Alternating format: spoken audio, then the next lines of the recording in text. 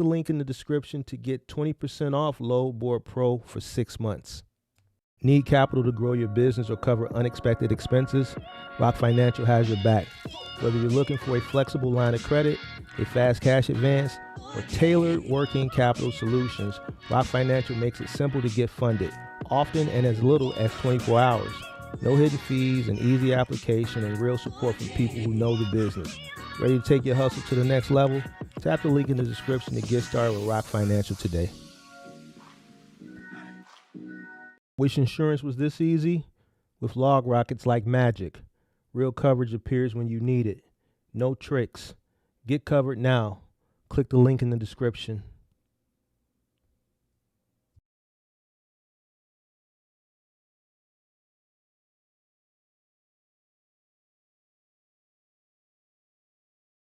Warning: the following content contains strong language and may not be suitable for children. This content is primarily for adults, as this is a trucking channel and truckers have filthy mouths. Please don't tweak if I say viewer discretion is advised.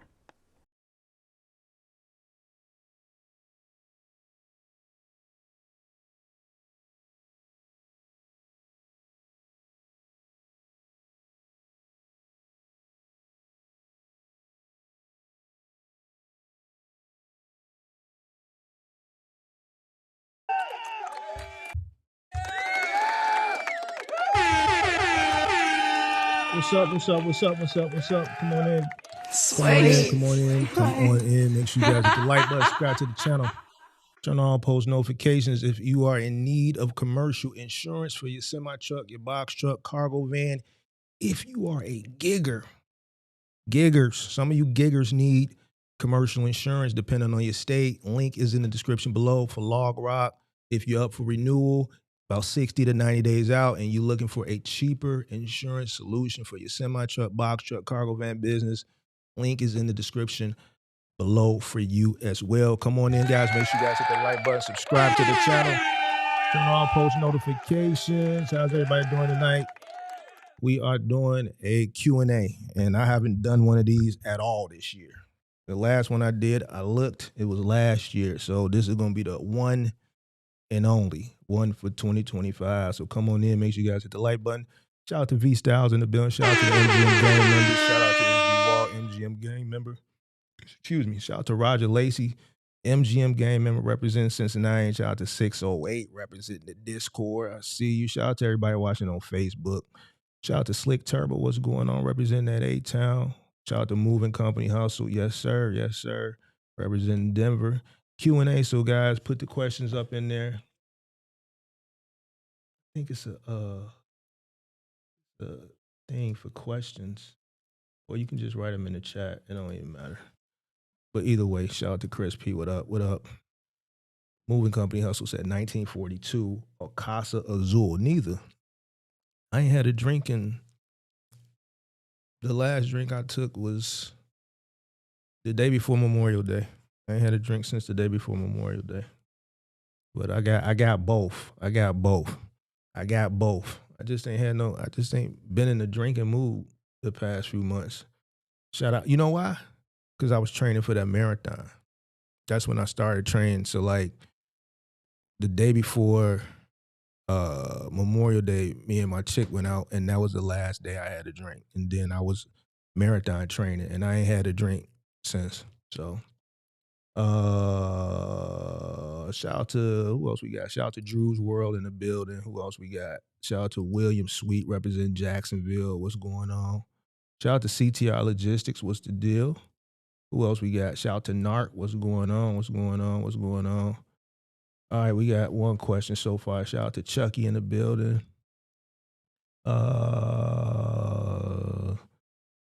Mark, excuse me. Mark, which equipment, hold on, let me see something. Mark, which equipment tolls, dollies work best to haul appliances in customers' homes? Any recommendations? Now, I had a debate. Now, this I don't want to say this got me into trouble earlier this year, but let's just since it's the end of the year, this is the weekend going into Thanksgiving, let's kick it. So earlier this year, I was watching another content creator on another channel. Now, if you share this with him, he's going to get in his feelings because he's one of those types of individuals where he's just real emotional. You know what I'm saying? And I was watching the video and I did a reaction to it. And this guy was literally dollying a refrigerator through someone's home. And I did my reaction about it. And, you know, it's a reaction. So, you know, I had to do my little commentary. And there was a lot of satire in there. And he took it the wrong way. And that guy still continues, from what I understand, the things that I've seen over the course of the past months, still, you know, seems to still roll dollies through a customer's home. All right. I wouldn't recommend you using dollies to haul appliances into a customer's home. All right. You're supposed to use something that doesn't touch the floor. You don't want to roll a dolly through a customer's home. You should be using shoulder straps in most cases. All right. You should be using shoulder straps in most cases. You don't want to be wheeling a dolly through a customer's home because you don't want to scratch the floor. Now, you could use runners and things like that, but even still, shoulder straps. Shoulder straps. That's the equipment that you should use to get an appliance into a customer's home. All right. I don't recommend dollies. I can tell you horror stories about wheeling a dolly through a customer's home. All right. So if you're going to take any appliances into a customer's home, I would recommend using a shoulder strap. You and your partner use shoulder straps. All right. All right. Q&A, man. This is the night. This is the first and only question and answer episode that I did this year. You know, I don't want to say I don't care for them. I don't know. I'd rather do call-in shows, but this is the first one I did this year, so it'll be the last one. So get your questions in now. And you don't have to click the link. This ain't the one where you got to call in, so you could literally just put them in the chat. So, you know, it's 11 o'clock. I got I got an 8 o'clock appointment in the morning, so I don't know how long I'm going to be here. So make sure you hit the like button too. Come on in. Make sure you guys hit the like button, subscribe to the channel. Turn on all post notification. You dig? What's your question, Moving Company Hustle? What's your question? What is your question, sir? I don't have nothing to talk about. Only doing Q&A, so I don't have like no topics or nothing. Unless somebody put a question in and spark a topic. I only came to answer questions, so I don't have any topics. So I'm just gonna be sitting here until the questions start rolling in. I guess it's gonna be a 20-minute buffer like it is for the call-in show before everybody start rolling in with the questions. So I'll be here. What's your question, Moving Company Hustle?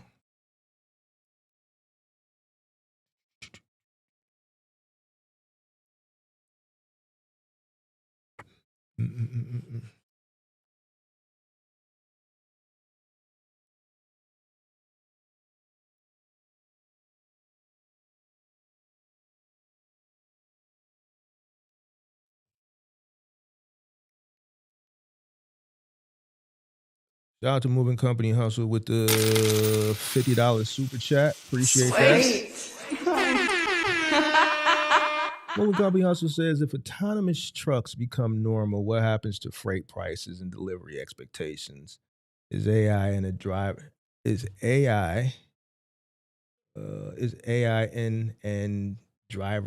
are out? Is AI in and drivers are out? If autonomous trucks become normal, what happens with freight prices? They're gonna go down. If autonomous trucks come in and the capacity of humans is going to be higher because they're going to be competing for less freight, so it's going to be more desperation, and more desperation equals lower prices. They ain't going to go up. Going to be lower prices, more desperation, more truckers.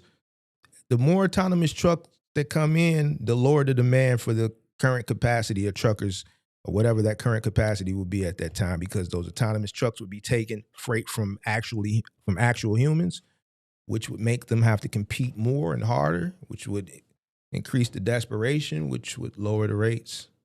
So that answers the first part of your question. Is AI in and drivers are out? Is AI in and our drivers are out? I mean, if that becomes, if your second question, if your first question, if the answer for your first question as far as autonomous vehicles coming in and taking over, then that would pretty much answer your second question. If they come in, then yeah, more drivers are going to be out for every, for, I mean, how many, what's the, for one truck, you're replacing what? How many drivers? I forget what the number is, but I think what, one truck for every 2 or 3 drivers, one truck can replace 2 or 3 drivers or whatever that the number was. So yeah, the more autonomous trucks, the less work for humans. An autonomous truck doesn't have to abide by the rules and the regulations. There's no humans. There's no feelings in there. There's no sleep that needs to be taken. You know, it needs to be. You don't need the truck doesn't need to sleep. It can keep running. So the more autonomous trucks that come in the future, yeah, the more competition for humans. So price is gonna go down.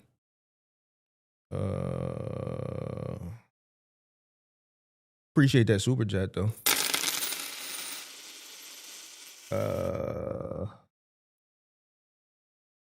608 says you should see the condition of the floors of the stores I distribute to. The condition is all because of wheel treads, and the wheels don't really go outside much, let alone outside debris in the wheels. Right. So that's something that I was telling the guy earlier this year, and he just didn't want to hear it. You know, if you got a refrigerator, let's say, and you're rolling it off the back of the truck, let's say onto the lift gate or down the ramp, you hit the street, you roll it up the street. Now you're rolling it up the sidewalk, rolling it up the walkway.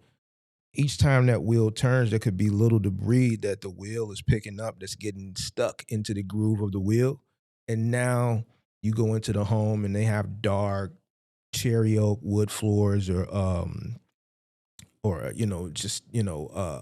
just nice hardwood floors. The darker the floors, the worse, because you're going to see all the imperfections and whatever debris that you may have picked up on the outside.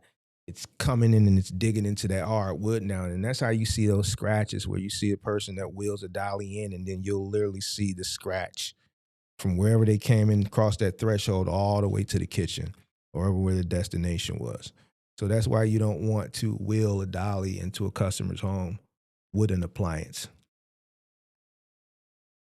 So shout out to Beats in the building.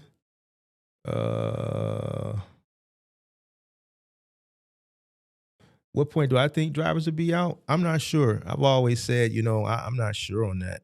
And the reason why I'm not sure is because I haven't seen anything that within autonomous trucks that can deal with like weather up here. That's why we don't see them up here. You see them down in Arizona, you see them in California, you see them in Texas. We don't see them up here. Driving up here in the winter in polar vortexes or, when it's snow and it's below 20 degrees, how the snow when it's snowing and you're driving and it's freezing up. Like my cars with sensors, the sensors go haywire. The sensor thinks somebody's walking in front or jumping out in front of the car, and it's really just ice for me driving in the cold weather and the wind just and the snow smacking and it's just freezing on the sensors, and the sensors are beeping, going haywire because it thinks somebody's jumping in front or it's another car. So I'm just curious to know how they're going to, come up with some type of technology that's going to be able to deal with the element in the northern part of the country.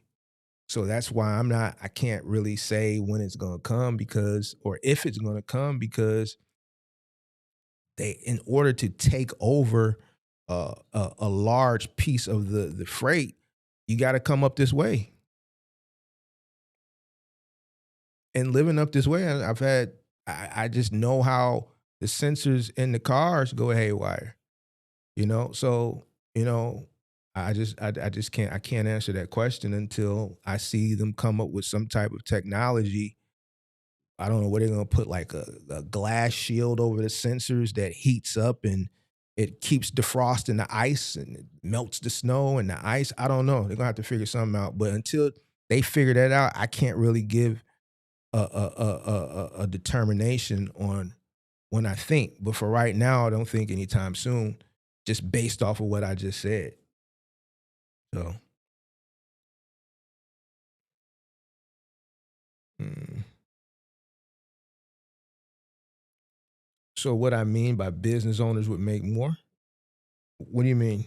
So what that mean? Business owner make more? No, business owners would make less. If you're an owner operator, if what he's saying, the question he asks comes into fruition, let's just say by next year, 50% of over the road freight is autonomous. Let's just say for the shits and giggles. Then that's a large amount of capacity of owner operators that are going to have to compete for 50% less freight. So rates are going to go down. That's what that means. So it's just cut and dry. Supply and demand. If the demand goes down, the supply still exists.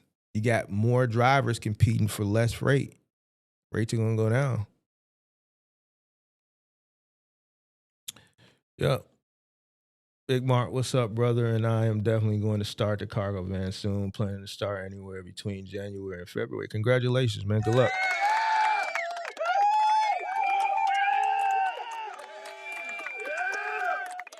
What is a good profit margin to aim for per move? It all depends. I usually say 100% for labor, 100% markup for labor, and then depending on your materials, if you're selling materials, 20% is not bad. 20% markup is not bad, and then your truck fee, 100% markup for your truck fee. So I usually aim for 100% for the labor. So charge $50 an hour a man. Average employee right now, $25 an hour. Charge $50 an hour a man. Average guys, $25 an hour labor. Charge $50 an hour a man. 100% markup. So 20% markup on your materials. And if you want to do 100% markup on your truck fee, you can do that as well. Would you ever buy a robot to handle tasks in your house? Absolutely not. No.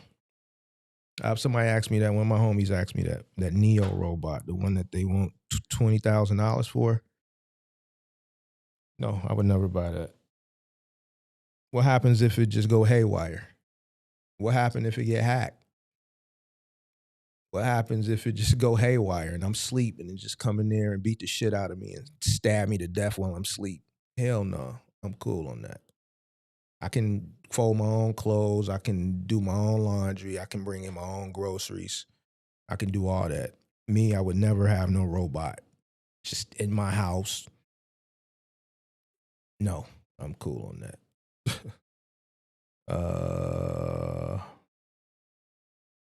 Said way more cars. Yeah, you see them in the South and on the West Coast. We don't have those here.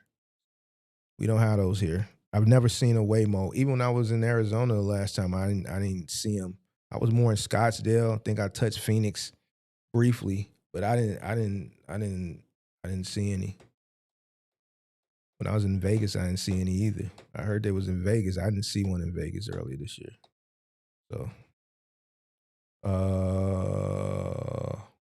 says here in Orlando, yeah, another warmer climate. So all those warm climate places where y'all don't get snow and wind and polar vortexes and sleet and ice and shit like that, yeah, they down there. Y'all probably don't really know what it's like to drive in a polar vortex where or a snowstorm where it's negative degrees and it's snowing and you driving 30, 40 miles an hour. So now the wind is making it cold and you smacking snow and it's just, as soon as it smack your car, it's just freezing and turning into ice. So that's how it hits your sensors. You know what I'm saying? So it sits smacking your windshield and your windshield wipers are froze and it's ice on your windshield wipers. And then you got to pull over and scrape the ice off your windshield wipers every 2-3 miles because that wind and that cold and that ice is just smacking and it's just freezing up. I know what that's like. So I can't see a truck with no like that human that human just decision making that an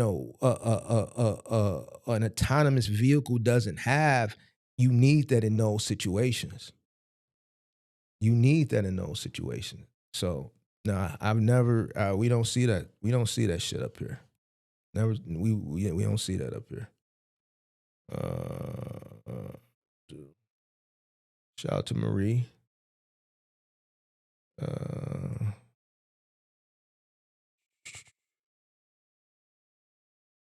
uh,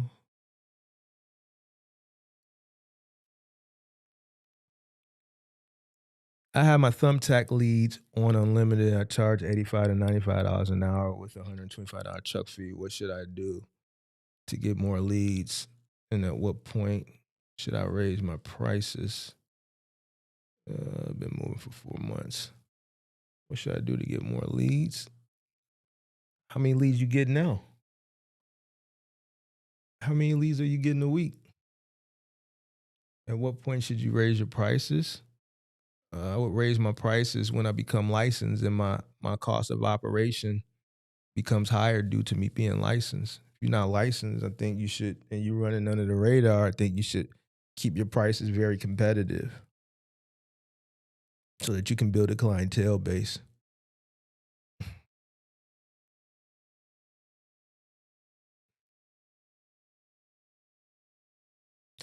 Roger says even though they don't need sleep, they still need to stop and charge. And from what I heard, they can only drive 3 to 4 hours in between charges. It's sure how long the charge time is. Yeah, I think people that are worried about fully autonomous trucks, I think that's a long time coming, to be honest with you. I think that's a long time coming. I don't think that's something that I would, if I was a middle mile trucker, I would be worried about at least 5 years. I don't want to say 10 because technology is moving very fast, but at least for the next 5 years, I think you got other shit to worry about that's more pressing. That I don't think should be at the top of a trucker's worry list. There's other things that I would be worried about if I was an over the road trucker right now. Looking to start with Riverstone Logistics. How high would you rank Riverstone within the 3PLs? I saw your 3PL ranking video. Yeah, that 3PL ranking video was from a few years ago. I've never worked with Riverstone. We don't have it up here. That's one of the regional companies, so we don't have that company up here. So I can't say that I've never done anything with them to rank them. I think they operate a lot in the southeast, if I'm not mistaken. Yeah, that's why I don't talk about them because they're not up here, so I've never operated with them. So you said no, like a business owner like you. What was your original question? So would that mean business owners would make more? So you mean investors? What you trying to say? Investors? Would investors make more? That's what you mean. Yeah. So anybody that invests into anything early, right? It's called an early adopter, and the more these autonomous vehicles get on the road, the higher the stock price is going to go up, and then the more money the investors make, right? So investing in autonomous trucks now, like Aurora and things like that, now would be a good entry point. So like, let's say in 10 years, let's say autonomous trucks take over 25 or let's say 30% of the marketplace as far as semi trucks or OTR vehicles, then yeah, obviously the stock price will be way higher then than it is now, right? The more money the company makes, the higher the stock price goes up, right? So now it's kind of early, right? So yeah, if you were an early investor into a company, let's say like Aurora, yeah, the more those trucks hit the road, the more money you'd make as an investor in the future. Mm. Hit the like button, subscribe to the channel, turn on post notifications. Business owners and owner-operators should be looking to start hauling specialized freight in the near future to get their feet in the door. Otherwise, it's going to get scary. Yeah, so that's something that we talked about earlier. The thing is a lot of guys that are truckers, box truckers, OTR truckers, specialized requires more work for the most part. And a lot of these guys don't want to touch nothing. So, so.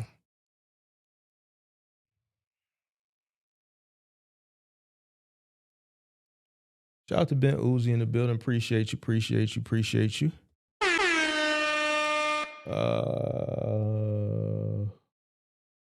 Do people remember iRobot? Yep. Yeah, I'm not messing with no robot. Yeah, I wouldn't. Like, I'm not that lazy. I do fold my own clothes. I might hire a maid once every 3 or 4 months to do like deep cleaning, like oven shit, refrigerator shit like that. But I don't even do that as often as I used to. I like cleaning my own place, which it stays pretty clean because I'm a OCD person as it comes to cleaning. I fold my own clothes. I get my own groceries. I don't really need a robot to make me lazy, and I definitely don't need a robot that that's just wandering around when I'm asleep and probably could beat the shit out of me because it's a robot and ain't shit I'm gonna be able to do it, or I'm gonna wake up and somebody done hacked the damn thing, or it's done went haywire and picked up a knife or some shit, or I was watching a movie or some shit and then it's sitting there collecting data, me not knowing that it's collecting data, it's hearing the movie and it's a thriller, and then it puts what happened in the movie into its memory, and then it's standing over me with a knife. No, I'm straight. Cool on that. Cool on that, man. I'm straight on no damn robot. Yeah. He said, yeah, I saw that video a few months ago, the one that was blocking traffic. You said you got a lot in South Atlanta and Florida. Can you make money doing OTR with a 14-foot box truck? I don't. Listen. Listen. You ain't got much capacity. It was one guy when I first started doing content. I forget, I think it was Small Box, something like that. And he was like the only guy out here talking about he was making a killing like $10,000 a week in a 16-foot box truck. And you know what? He probably was, because during that time period, obviously freight was really, the rates were really high.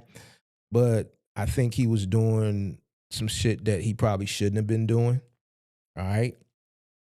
And obviously when things started to change, he disappeared like so many other content creators that were around during that time period.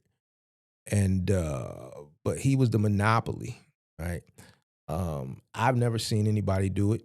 I just don't see how you can make decent money with a 16-foot box truck. You don't have that much capacity to haul. People out here in 26-foot box trucks are having a hard time. So, I'm gonna be honest with you. I would never say, you can't, but I just don't see it. That's just me being honest. I don't see it. 14-foot box truck, to be honest with you, I would try to keep that local and maybe do like a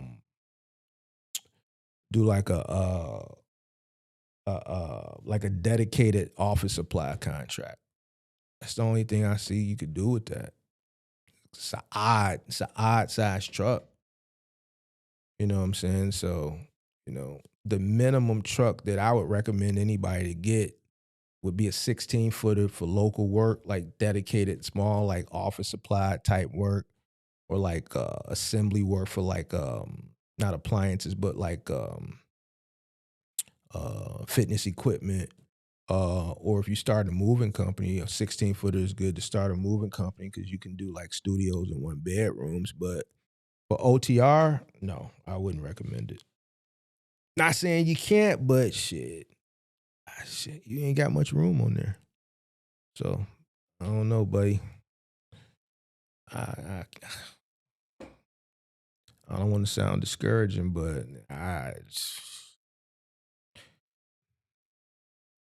how would you charge for an event rental service, setup service for like tables and chairs? How would I charge for it? For an event rental service setup? I don't know, bro. I've never thought about doing an event rental service, setup service for like tables, chairs. Now, if you're saying delivery for, let's say, a company that rents out the stuff and then they hire you to do the delivery, right? Depending on the scope of work and how often you do business, you would either charge them by the hour or you would charge them flat rate. So that all depends. If they want you to obviously go to their place, pick the stuff up, transport it, deliver it, and set it up, then definitely by the hour. Definitely by the hour.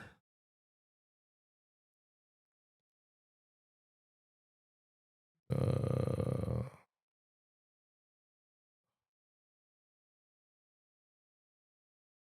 oh. Mark, can I self-teach on installing appliances? I am a female owner operator. Who gonna carry the stuff? See, this gets kind of tricky when females call in or ask questions for final mile, because then that's when I have to give them the speech. Then some of them don't know how to handle it. Some of them don't know how to handle it. Who's going to do the delivery? Who gonna be lifting this heavy stuff? You talking about self teach? Who gonna do the lifting? Who gonna do the lifting? The like button, subscribe to the channel, turn on post notifications. Who's gonna do the lifting? No, because I'm just curious, Miss Diana. Who's going to do the lifting? Can you self-teach on installing appliances? Installing is one thing, but how's the stuff going to get into the house or into the apartment?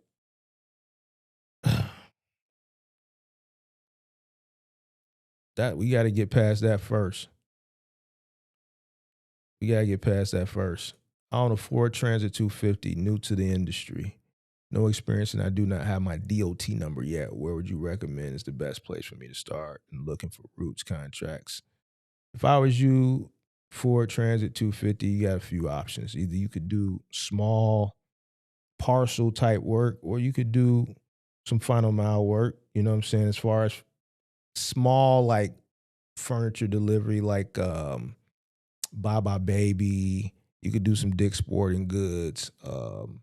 If you want to do like one man stuff, I would try to look for Office Depot contract or Staples contract, depending on where you are in the country and what 3PL services those contracts in your local market. If you want to stay local, if you want to go over the road, then you could do expediting. So, yeah. So you got a few options. The Ford Transit 250.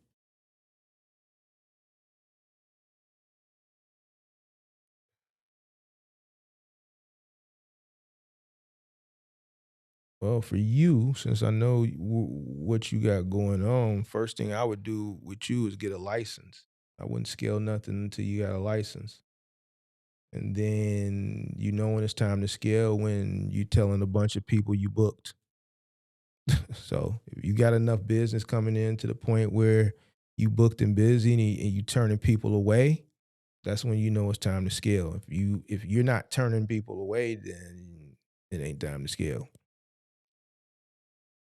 But first thing you need to do is get a license. So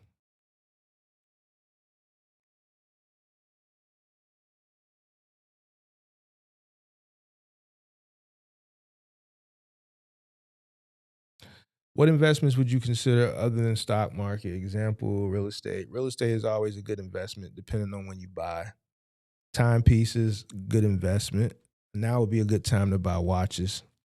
Everybody's selling collectibles are good. Watches, real estate. I wouldn't recommend buying real estate right now. But timepieces are good, collectibles, stock, you know what I'm saying? I hate saying crypto because then the bots come in. But yeah, crypto.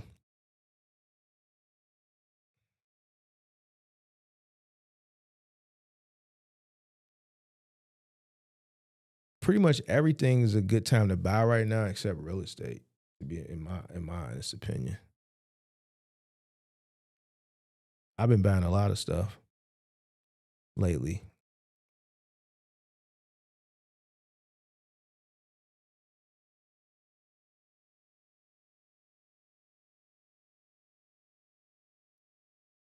You did 5,600 first week OTR with the Russians out of Chicago. You the Somalian that called in last week on the call-in show, right? You drove for the Russians here in Chicago, right?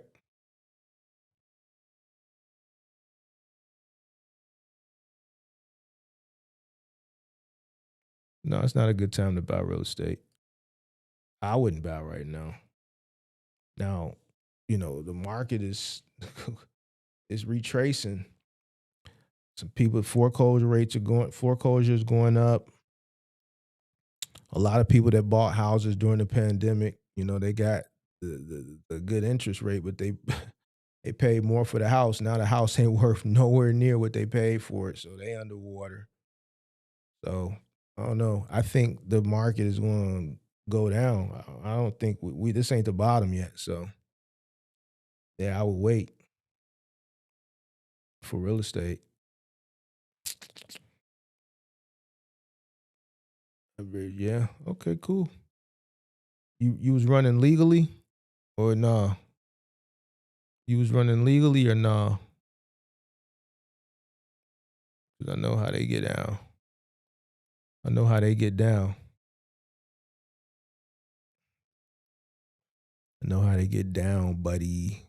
Somebody said now is a great time to buy real estate. Well, it ain't a good time to buy here. So maybe where you at? And not here, buddy.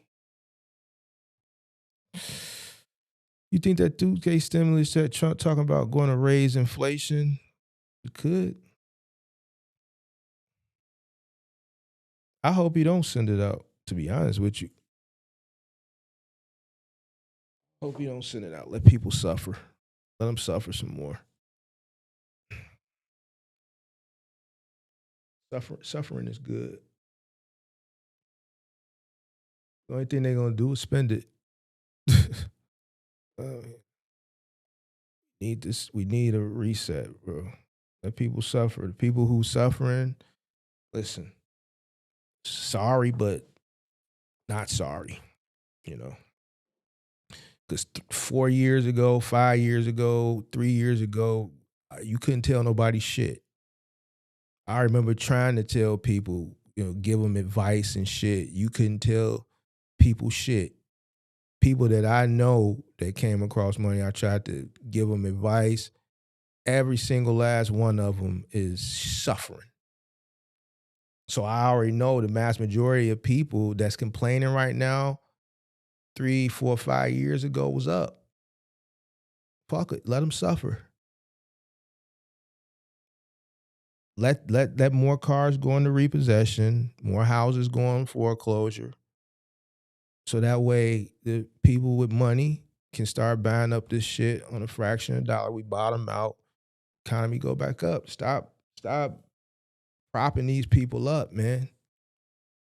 Let them lose their shit. They'll get it back. Look what happened after '08. A lot of people lost their homes and they bounced back. I know a few people that went belly up in '08 and they bounced back.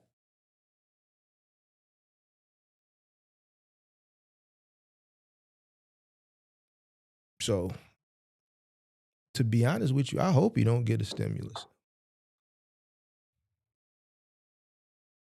Some people gonna be upset, but hey.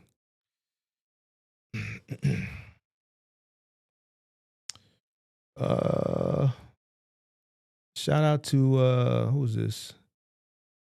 The damn the, the Nike Gordon. What? How you pronounce that name? The Menike Gordon. Appreciate that $10 super chat. B said we don't need any more free money. That's what I'm saying. I hope he don't get a stimulus out, man. And let people suffer, bro.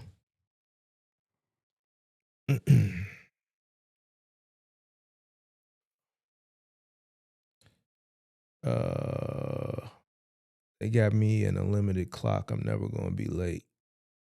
Something sounds sketchy. Hey man, stop counting my pockets, big dog. Stop worrying. I told you we buying stuff right now. I got FOMO bids in, and I got 2 things I won this week that's on the way. You're gonna see more collectibles popping up. They going for the cheap. Some of these, I bought one that was like $1,000, $2,000. Man, I was able to get it for like $500. So only thing I'm worried about is StockX, man. The authentication process, man. They be letting some shit get through that don't be on the up and up. So,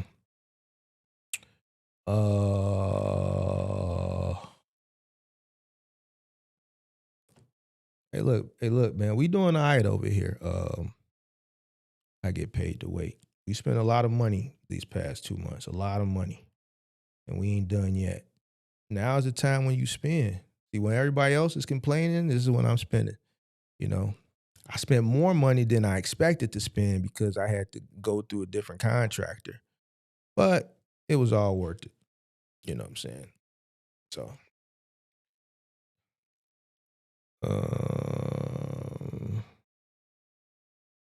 hit the like button. Definitely will the function of the stimulus is based off the tariffs that have been in place, and the tariffs made 150 billion stimulus. Because of words, keep up the good work. I learned a lot since I found your channel. Appreciate you. People need to understand when the government gives free money, there's always a catch. Definitely a catch.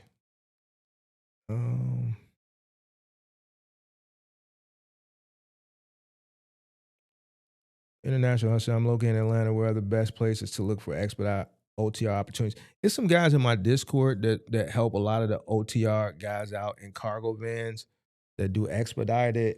D Jenkins is one, and Shark World is another one. I would go in there and I would talk to those guys because they plugged in with all the dispatchers and they stay rolling. D Jenkins is probably in here right now. He stay rolling. So I would come into the Discord and I would message D Jenkins or Shark World, and then they'll put you in tune with all the expedited dispatchers, hook you up.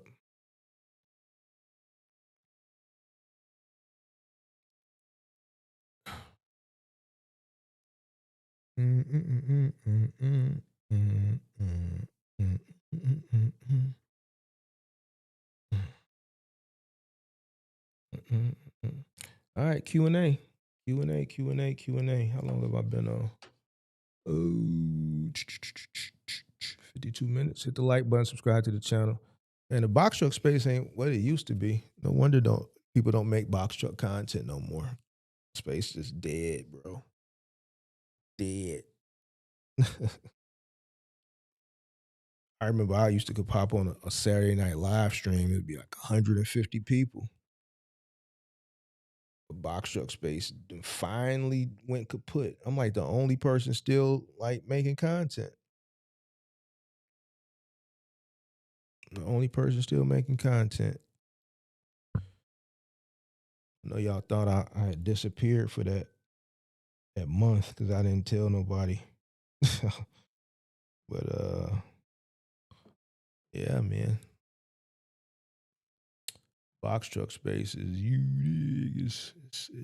I remember like when I first started creating it, like 2022, when the market first started to turn, man, it was so many creators in this space, man, fighting for position. Everybody thought they knew everything and shit like that.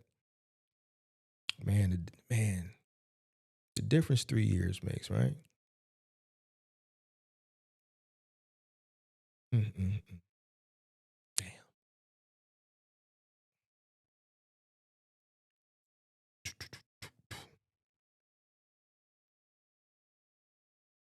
Mm-mm-mm-mm-mm-mm. Thanksgiving this week.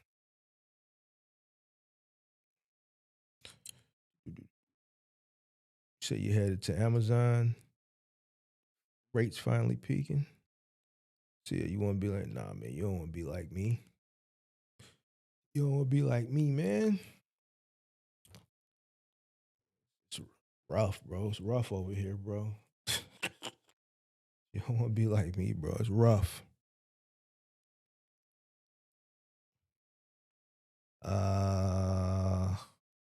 I only see you and Vic talking about box trucks, and he really just be talking Amazon relay cap bullshit. Yeah, man.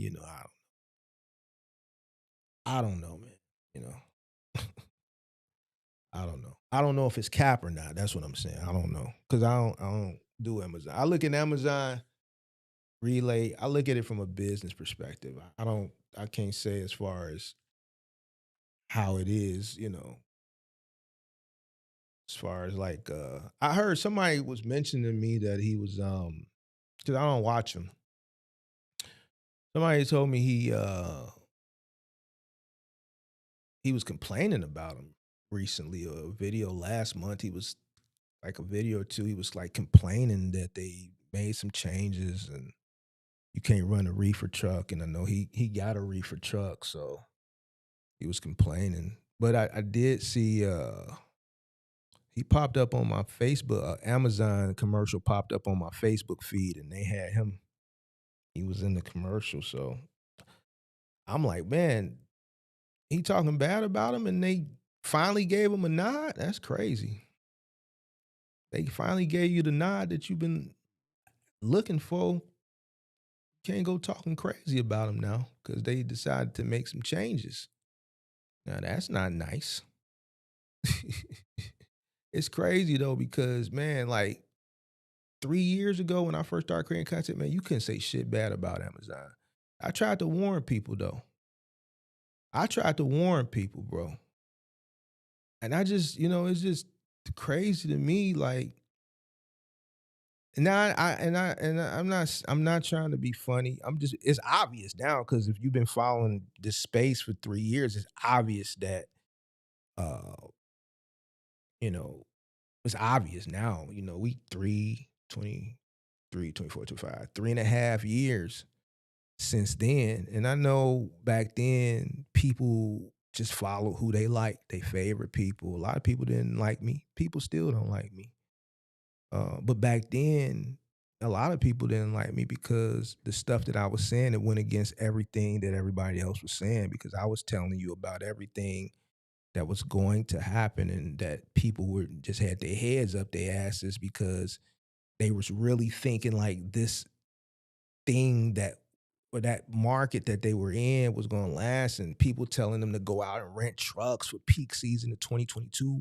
We finna do it peak season coming around because they had that 2021 peak season, but I know why that peak season was like that in 2021 because everybody was on their second round of PPP. Like everybody had money. So they had money to spend. That money was gone. So when these people was telling these people to go rent trucks and get ready, they was finna do it again. I'm like, bro, no, you're not. No, you're not, bro. I'm looking at the damn freight coming in, and it wasn't coming in because it was an overflow of freight that was just sitting from all the abundance of freight that the retailers had ordered, thinking that it was going to be another shutdown, and the buying had stopped at that point. We saw containers and containers and containers just sitting in the back of Walmart, just sitting there. Amazon had stopped construction. So I'm like, what are y'all seeing that I'm not seeing? I'm thinking, I'm not thinking because I'm still new in the space and I hadn't really, learned everybody and knew, what their background was in comparison to mine and shit. So I was giving people the benefit of the doubt. I'm like, bro, what are y'all looking at? Because what I'm looking at, y'all can't be looking at the same thing. And man, them people used to attack me, man. They used to attack Big Mark, bro. You know, Big Mark just kept giving facts. Big Mark just kept giving facts. They said a lot of disparaging things about Big Mark because they really didn't know me. And I get it. You know, it was a lot of people that was creating content at that time. Everybody was creating content. And there was some people out here that was just fraudulent, you know. So I get it, you know. Hey, you got to be careful when, you know, me, I can, I can listen to a person and decipher if they know what they're talking about or not. You know what I'm saying? So I just think at that time it was just a lot of ego in this space, a lot of euphoria because of the money, and because of this euphoria, people just didn't take the time to consume what someone else was saying because people's heads were so far in the clouds. If a lot of people would just look and just just just stop and just listen to what I was saying, a lot of people would have been saved. A lot of people wouldn't have failed. A lot of people wouldn't have struggled or would be struggling or transition. I think a lot of people would be in a better situation.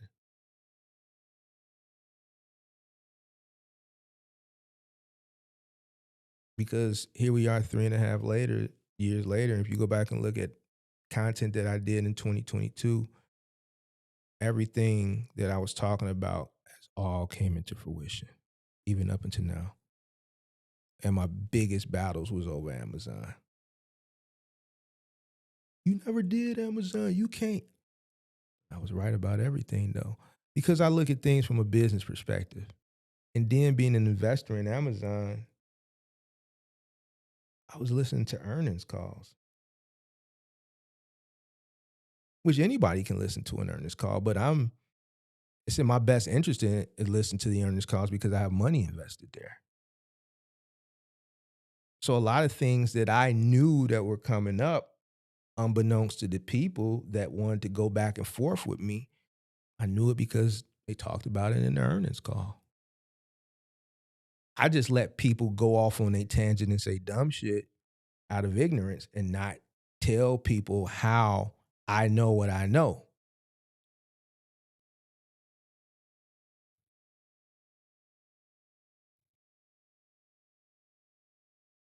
I'm old enough to know, listen, if I'm not knowledgeable on something, I'm not going to get on the internet and make a fool of myself. I damn sure ain't going to do it now because a person is waiting for me to be wrong and I know this, so why give people the gratification? If I say something, then best believe I know what I'm talking about. So, so the space done changed a lot in 3.5 years. So I don't think it'll ever get back to where it was as far as that level of I don't want to say popularity, but that level of just that level of hype around it. That shit is over with. That shit over with. So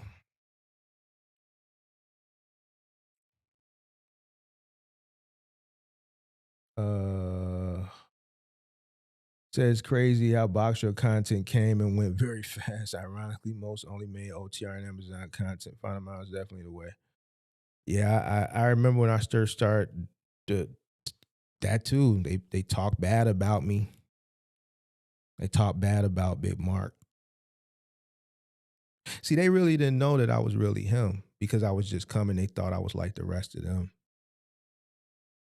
Yeah, they didn't know, and you can't really blame people because you got to show and prove. But me, I just don't jump the gun and judge people. I give a person a chance to show you who they really are.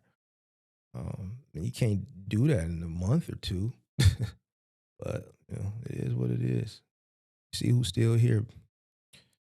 So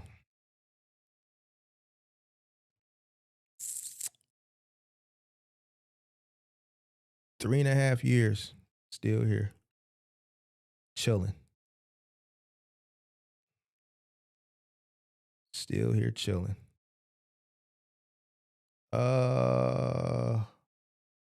What are some pitfalls to be aware of when going the rental box truck route? And just be careful what you renting a truck for, bro. The rental cost can be exorbitant, and it can catch up with you. So just make sure if you're gonna rent a truck, make sure you got a plan to transition out of that truck after a period of time. And I wouldn't rent a truck that's costly.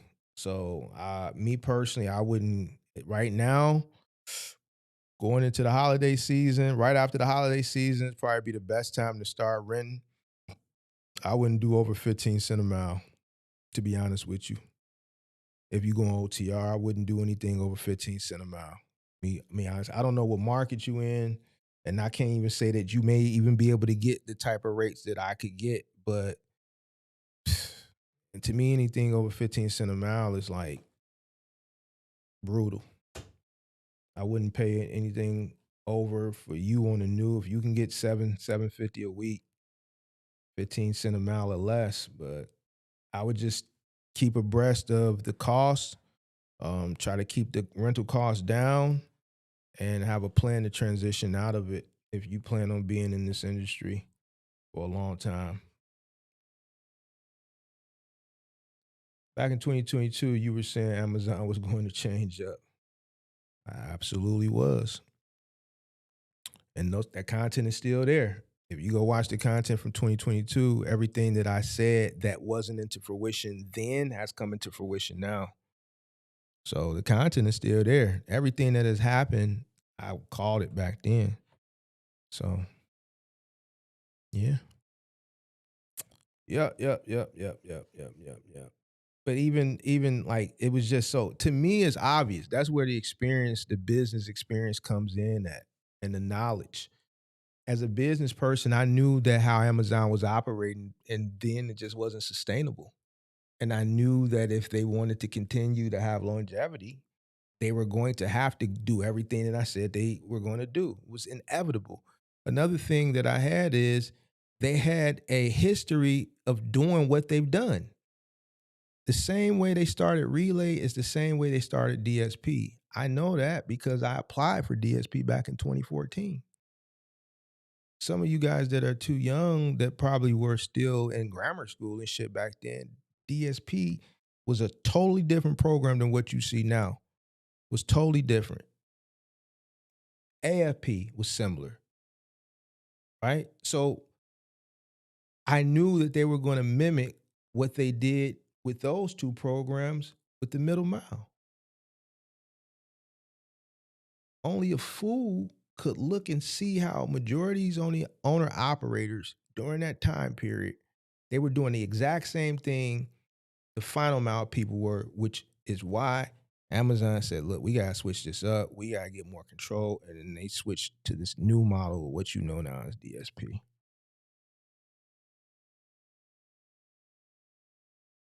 It was inevitable. I knew that the freight volume was going to go down. And I saw that they were just onboarding carriers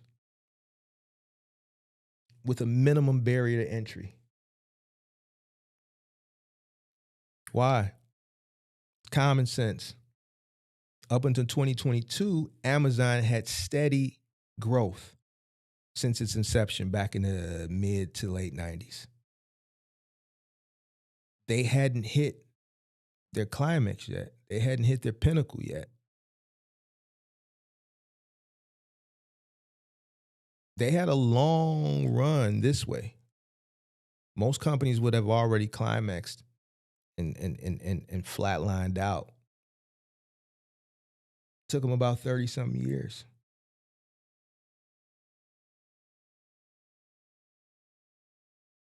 And a company that's steady having this humongous growth, that's steady going up and up and up and up, they need all hands on deck. So they're going to turn a blind eye to a lot of compliance that their counterparts and their peers in the space wouldn't, like FedEx and UPS. A lot of the safety compliance and shit that they're implementing now that people are bitching and moaning and complaining about, they should have had in place at their inception. It's a reason why they relaxed on it, because if they would have been strict on it, they wouldn't have had enough hands on deck to meet the demand. Imagine if a lot of the shit that they're putting into compliance now existed in 2021. They wouldn't have had enough people. Because look at the people that they were on board. And they was on board in Pookie, Ray, Man, and Phone. This is a certified hood classic. Real trap shit. All the trap stars that got PPP money was running Amazon Real Relay. trap shit. Everybody that got idle, everybody, all little phone them that got goddamn it, unemployment in 5-6 different states was running Amazon This Relay. is a certified hood classic. And you know they was. Now, can Foe and them run today? Absolutely not. Can Man and them probably get in Amazon Relay today? Probably not. Why is Amazon getting strict now? Shit, they hit their pinnacle now. Now they can toughen up and implement the shit that should have been implemented at the beginning. They used you. This is a certified hood classic. I'd have did the same thing. Use your ass. And then when I didn't need you no more, toughen up. Nah, you can't get in, man. Your background. You got a background. Nah, man. Scan your face, pimp. Nah. You can't do no more ghost drivers, man. We you think Amazon wasn't hip to all that shit? Of course they was. Of course they was. You think they ain't stupid. They knew everything that was going on. They let it go on because they needed all hands on deck. You seen the volume that was coming through Amazon? Go look at the numbers. They jumped from like 90-something billion, in 2014 to like 105 billion in sales in 2015, and it just kept going up and up and up. And then 2020 came. Then it just skyrocketed. Like, nah, they steady going up. They needed all hands on deck. Now they don't. So now they can, you know what? Let's put things into compliance now. Now we can actually, do what we should have did from day one. That's just that.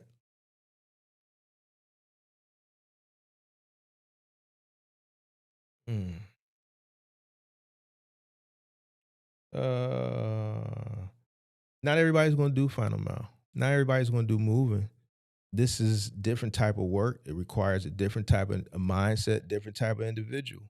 A lot of people don't want to touch shit. But I tell you one thing.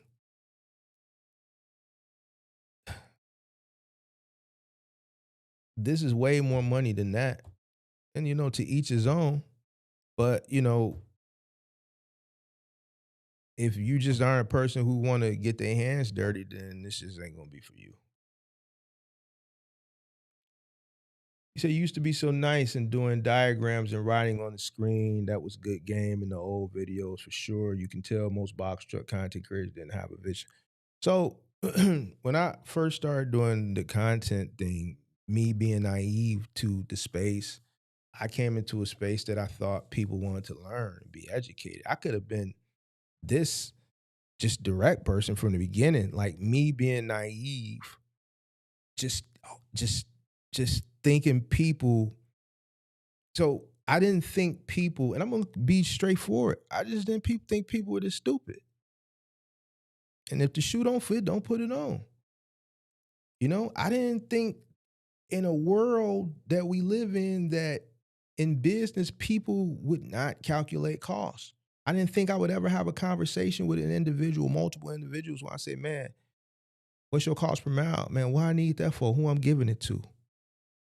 I'm making money, man. Why I need to know my cost for it? This is the conversations that I've had since I've been creating this shit.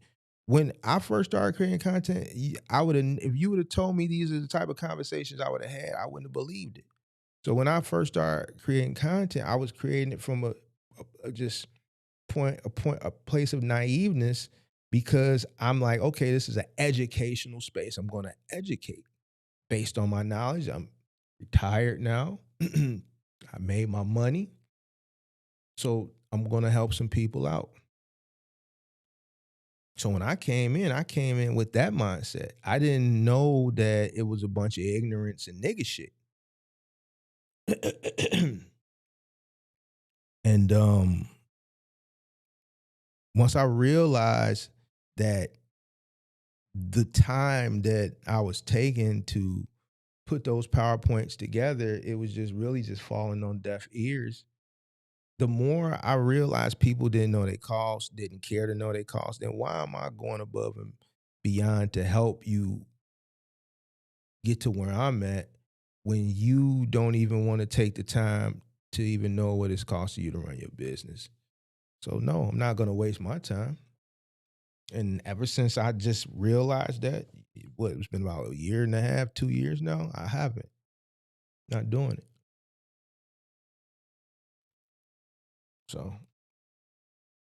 So I just think I was just naive because I gave people too much credit at the beginning. But once I realized that people are ignorant, people, creators, it's people. So I said, nah, I'm straight.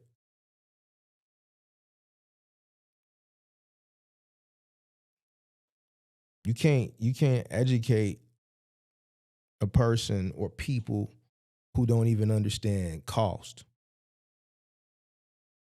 who don't want to understand it.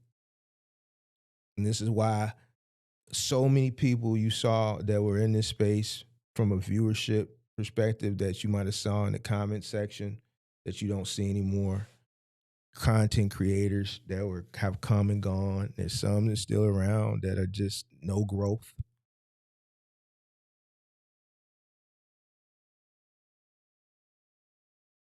And this is why.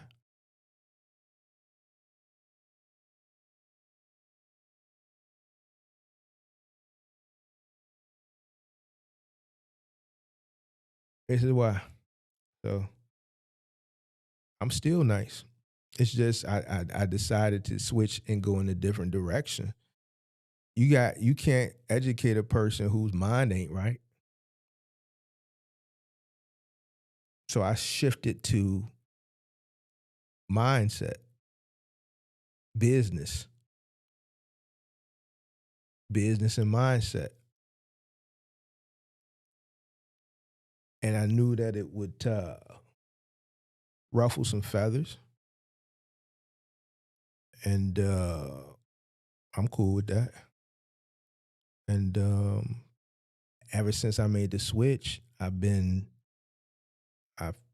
I'm cool with this because I can just literally come on and just talk. I may have me a few bullet points that I might type up or put a few bullet points in my head that I want to discuss, but I'm not sitting here all day putting together a PowerPoint and it's not even going to register with 98% of the people that's watching.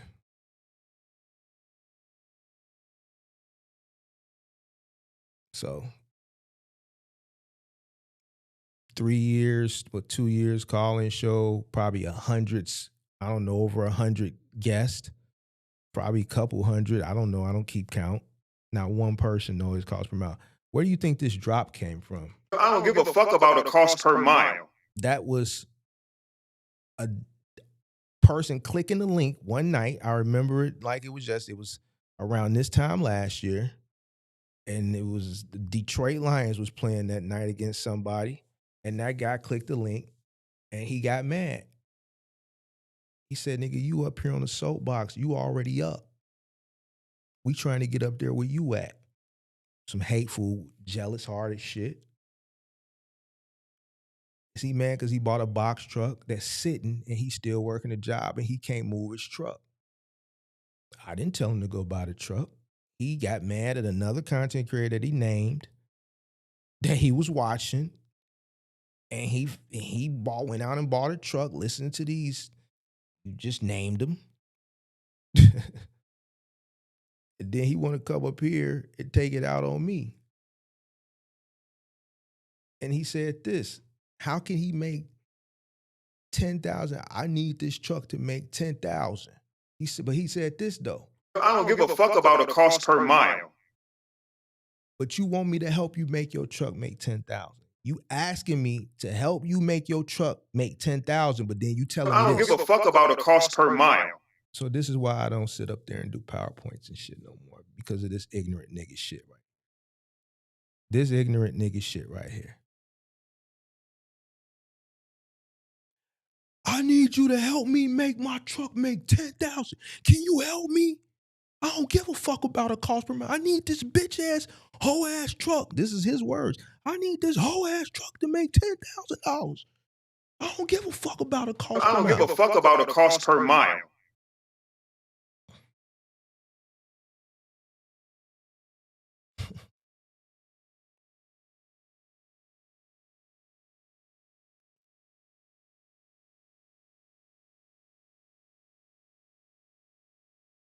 So anybody that ever wondered where that came from, this was a real person that clicked the link. And when he said that shit, I said, I gotta get that. I gotta get that. He said, Congratulations to you, dog. Congratulations, my nigga. That's what he was, because it was hate. This right here? I don't give a fuck about the cost per mile. Classic. Classic.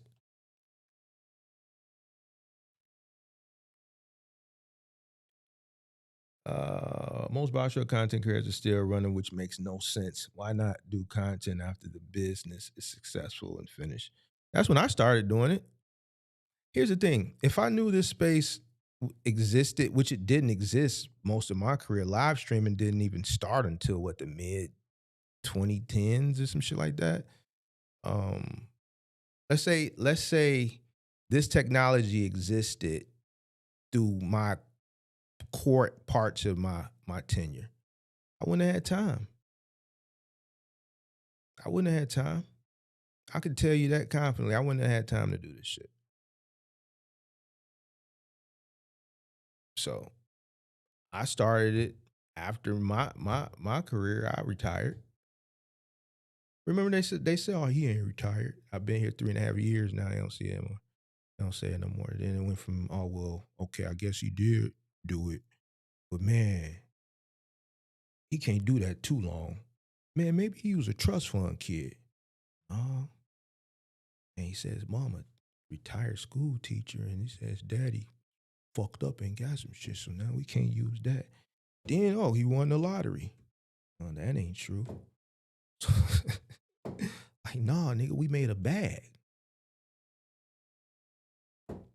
That's it. See, people want to get this level of success and they want to make money in something. But it's not okay when somebody else do it. See, when somebody else do it, it's not cool. They want to do it. They want to do what somebody else did. But when somebody else did it, it's not cool. It's not cool that somebody else did it, but this is what they want to do. So if they do it, it's okay. But when somebody else do it, it's not okay. I don't understand this shit, bro. I don't get it. I don't understand. I think one of the big problems that happened during that time period, don't happen as much now because there's not many people in the space, is there was a lot of ignorance during that time period. There was a lot of amateur, and I'm not saying that in a bad way, it's just your tenure, novice people giving other people advice, and they were novice and they were misleading people. It's the truth. And I didn't understand it, bro. I'm sitting looking at this shit. I'm literally looking at a content creator that literally journey just started because they were documenting it. Literally 3 months ago, just rented my first box truck. Remember those girlfriend and boyfriend couples? It was a few of them, and they were just really popular, and they were showing their journey, and then they were selling courses and shit. And I'm looking, okay, you just started 3 months ago, and people were spending thousands of dollars with somebody that just started. Like, what, to me, like, what is a person that literally just started damn near at the same time you started going to teach you? And then what I didn't understand is when they paid all the money, they wanted to fight these people. And I remember seeing a live stream where one of the dudes was doing the live stream. Some dude clicked the link and came on and said, nigga, you better not ever come to Atlanta. I'm going to do this. I'm going to do that. So now I'm trying to figure out, why are you so upset that you literally gave all this money to a guy that when you click on his YouTube channel, they're showing you the journey. 3 months ago, just rented my first box truck. 2 days later, just did my first load. And then they got a link 2-3 months later to tap in, buy the course, but they just started. They've been transparent with you, and you thought somebody that literally just started damn near at the same time you start was going to give you all these gems and it's advice and all these lessons of what to do and what to avoid, like they were a senior tenured owner operator. And then you get upset when you buy some fucking Googleable cookie cutter Fiverr rebranded, repackaged shit that they bought off Fiverr for $5 from some Pakistani or some fucking Somalian that sells this shit. And then you pay $1,000 for it. I didn't understand that shit. I don't get it. So this is why I say the ignorance. See, I'm coming in looking at all this ignorance. I'm looking at it from this creator side and the viewer side. I'm just like, this is a bunch of ignorance.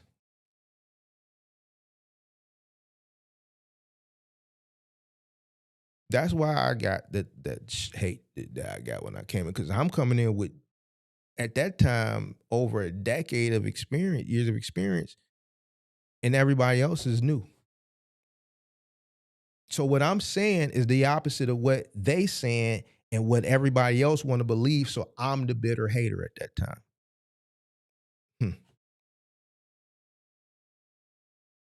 And I'm like, how the fuck am I hating on you and you ain't got shit?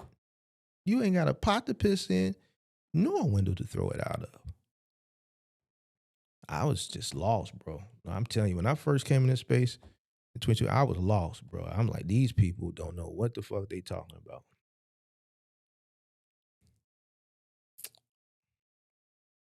Super Trucker Time. Most people don't listen to the earnings all of the corporations that work for it. That's crazy. Then the layouts are a surprise to them and applies even at local level for store sales profit.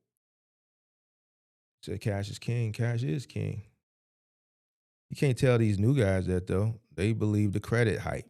That's another debate I went down with these guys. They want to talk that credit shit. And I'm like, all right, cool. Can't teach these guys. A lot of these guys don't want to listen. Enterprise, it was $5.25 a week, 18 cents. $5.25 a week is good. 18 cents a mile is kind of on the high end for me. $5.25 is good though.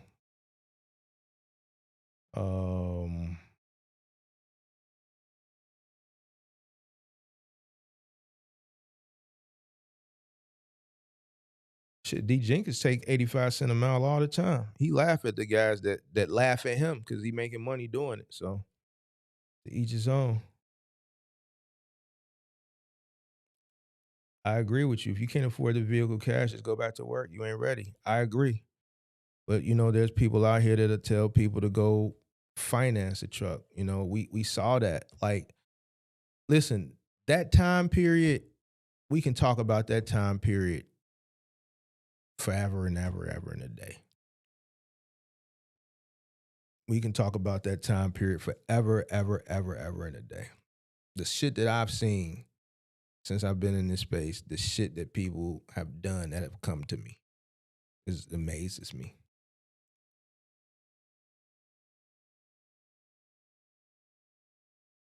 The only 2 trucks that I financed, I bought them brand new. Every used truck I bought, I paid for it cash.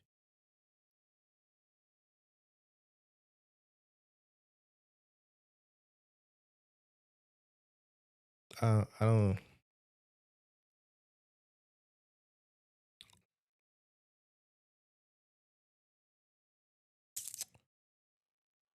What if you qualify for 0% financing?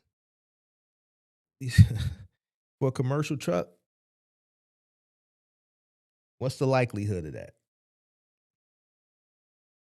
What's the likelihood of getting 0% financing for a commercial vehicle?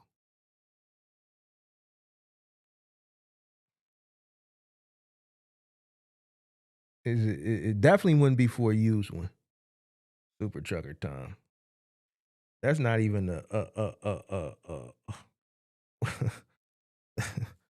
like that. I don't think that would ever happen. It's definitely not for a used commercial vehicle.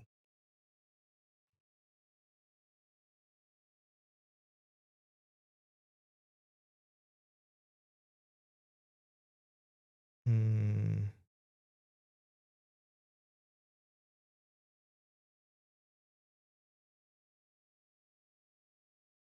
I remember when Amazon was just books, the e-commerce. Boom, explode Amazon for sure. Yeah, Amazon really, Amazon. Even though I was in my early 20s back then, but if you look back now, Amazon, inception was in the 90s. They survived the dot-com bubble. So, that was a clear indicator that they were gonna obviously get to where they got to. They're one of the ones that survived the dot-com bubble. And yeah, once Jeff realized that he could duplicate what he did with books with everything, then that was it.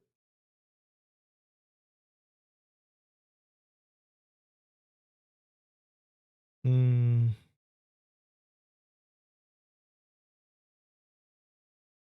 Hauling general freight, looking for work on load boards.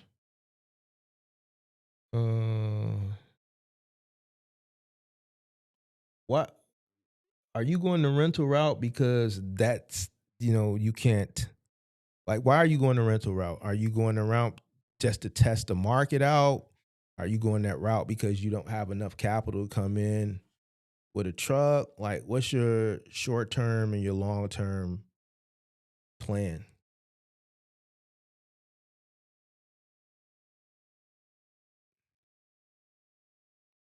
Like, I'm gonna be honest with you, bro. I'm not really a fan of renting a truck when you're running a lot of miles. Like, if you were renting a truck to start, maybe like a final mile business or a moving business, cool. I look at it different. Moving business, the customer is going to pay the cost. Truck isn't really burning up that miles because it's sitting somewhere for a period of time. You're traveling, you're unloading, sitting for a period of time. You're not really burning miles, and the customer consumes all the cost. Final mile, you're not really burning that many miles. It's local work. You know, costs are down in comparison to OTR. OTR, you're paying for miles and you're burning miles. Like, you're literally just burning miles. That's all you're doing is burning miles. So unless you have a plan on how to transition out of it, I want to know, are you just renting the truck just to test the market out to see if this is something that you want to do? Or you just don't have enough money to come in with a truck? Let me know.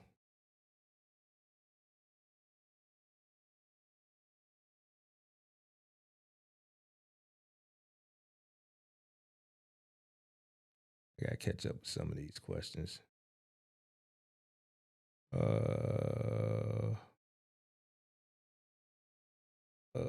Shit. Damn, I'm behind a lot of questions. I must have went on a rant. Definitely don't plan on staying the rental route. Shit. Cash is king, like Mark always said. You dummies. Yeah, cash is king. I don't know. There's new people. They just don't believe in cash for some. Listen, if I had to do this shit all over again, I would do it the exact same. I would not finance a used truck. I would go buy cash. Whatever I need to do to run the bag up to get the cash, that's what I'm gonna do. Like a truck is like 20, 25 grand. It's not really that much money. For real. If you put your head down and get out here and go get it. Whatever you gotta do, if you gotta go work 2 jobs, whatever you gotta do, that's what I would do. I would run up the bag and I would go buy the truck cash. Now, granted, when I was building my fleet, it was over a decade ago. Trucks were a little bit cheaper. You know what I'm saying? Not much difference from where they are now because of where the economy is, but they were still slightly cheaper. But that money then was equivalent. Like, it still was a lot of money at that time. It wasn't much because I was really getting to it, but it was still, you know what I'm saying, a lot for the time. You feel what I'm saying? So I think you need to do what you got to do, you know, to get to it, man. I seen a lot of people that went out here and financed some shit because when you go to Penske and when you go to Ryder and these places, they don't use traditional banks. Traditional banks don't finance commercial vehicles. So Wells Fargo is not going to finance your box truck. You're going to deal with some third party company who's going to buy it and they're going to stick you into something and they're going to add their profit what they want on top. And I've seen people go get a $58,000, $60,000 box truck and then they end up paying $96,000 for it and don't even realize it until a year later when they struggling and then they want to sit there and do their cost and shit and then come to me and ask me to explain this contract to them. And then when I explain it to them, they get upset and then they just let the shit go. Tell them to come pick the shit up. I would go get something cash. It's just me. But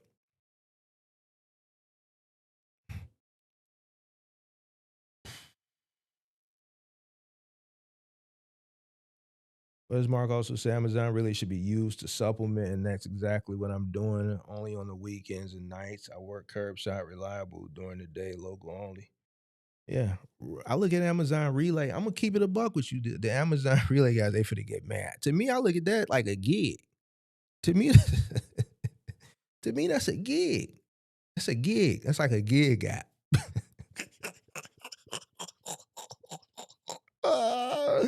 To me, that's like a gig app.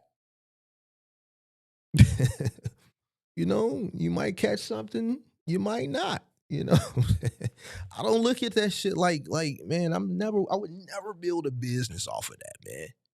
I've been telling y'all that since day one. Even when people were shooting at the kid, nigga, I was firing back. And look, here we are now.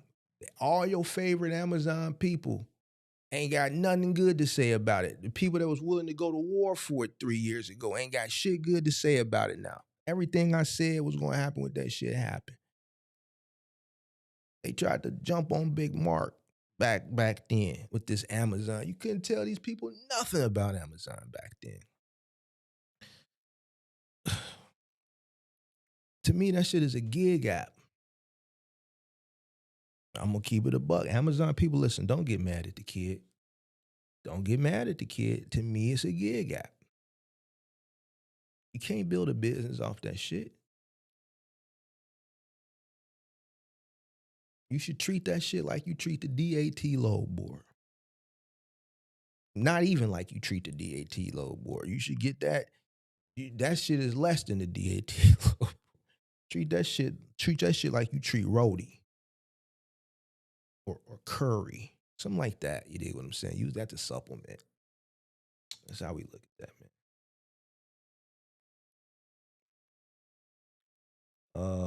What's up? What's up? Chucky said, honestly, I only follow you because you gave the game and broke down the business part. I work for 3 different furniture companies, so my learning curve.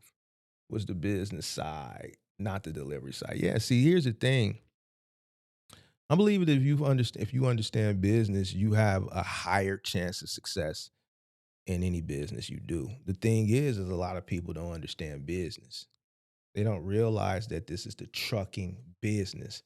So you have to understand some form of business. You have to have some level of business acumen. What I've come to learn is that most people don't, nor do they desire to increase their business acumen. They think this shit is cut and dry, and it's not. You're gonna get out competed by the person that understands business better than you. That's why when I see these people with this cheap freight shit, bro, I just laugh. I was watching this guy on Instagram who I guess he's cool with Big Boy. What's Big Boy that be tweaking?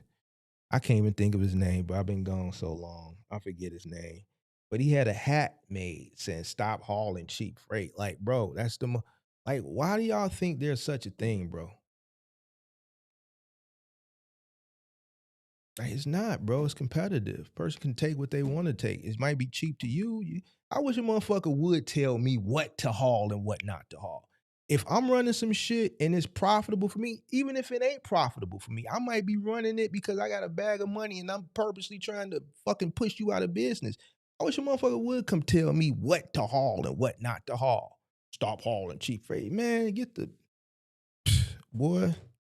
That's crazy. See, this goes back. I was watching the thing with I was watching Angry Man.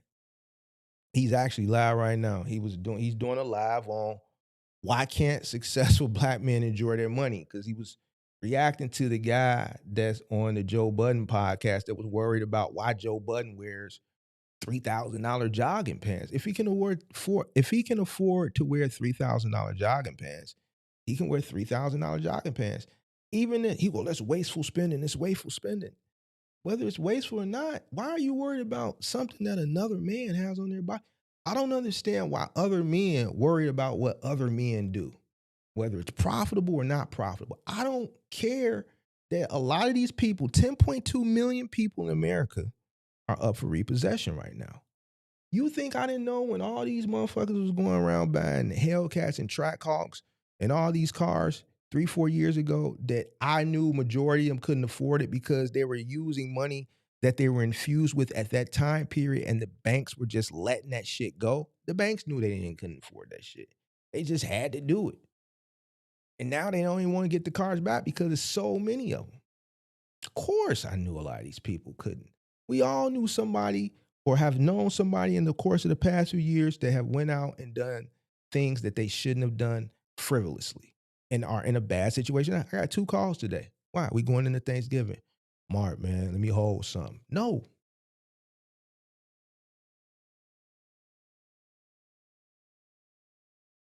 But guess what? I see people doing shit all the time, and I just keep that shit to myself.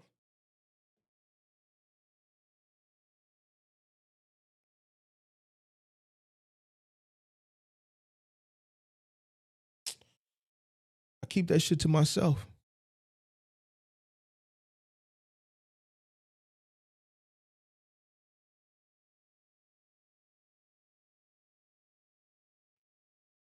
So, gotta know business. You don't stand up here and run just getting into the field and trying to do what cost efficient. Okay. Just be careful, man. Make sure you keep an eye on how much money you spending on that truck. Understand your cost per mile. And if this is the industry that you want to do, then you know you need to start putting that money aside so you can transition out of that rental truck.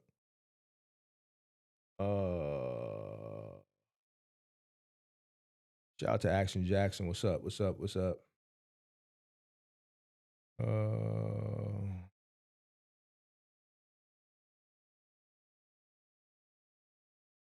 Shout out to you, man. Appreciate you, man. Thank you. Thank you, man. I'm glad you learned a lot, man. I'm glad you support the channel. You've been watching me these 3.5 years, man. I really, really do appreciate that. Thank you so much.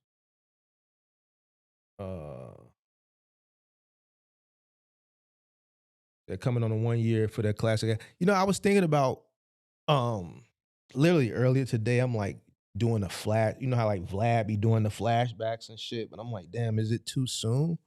Because I'm like, man, I could cut that shit up every year. I might cut it up again, man. That shit is a classic, man. I actually just sat. I sat and watched it last week, maybe the week before last. I sat and watched it. That shit is funny, man. That shit never gets old. You know what I might do? I might do a live stream reaction to it. That's what I might do. And break it down. I think I'm gonna do that this week. Probably the night before Thanksgiving. I'll do that maybe Thanksgiving night. The night before Thanksgiving, if I ain't doing shit. I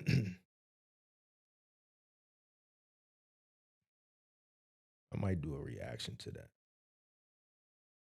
Said we came from the bottom, yes, sir. That's what he said, man. We came from the bottom. We all came from the bottom. He's just been drinking. He can't stop drinking. That's his problem.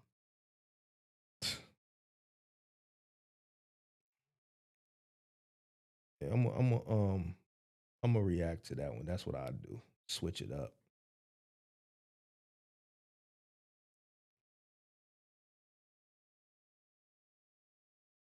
Yeah, that was classic live because I didn't know what he was on, bro.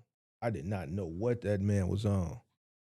That shit was crazy.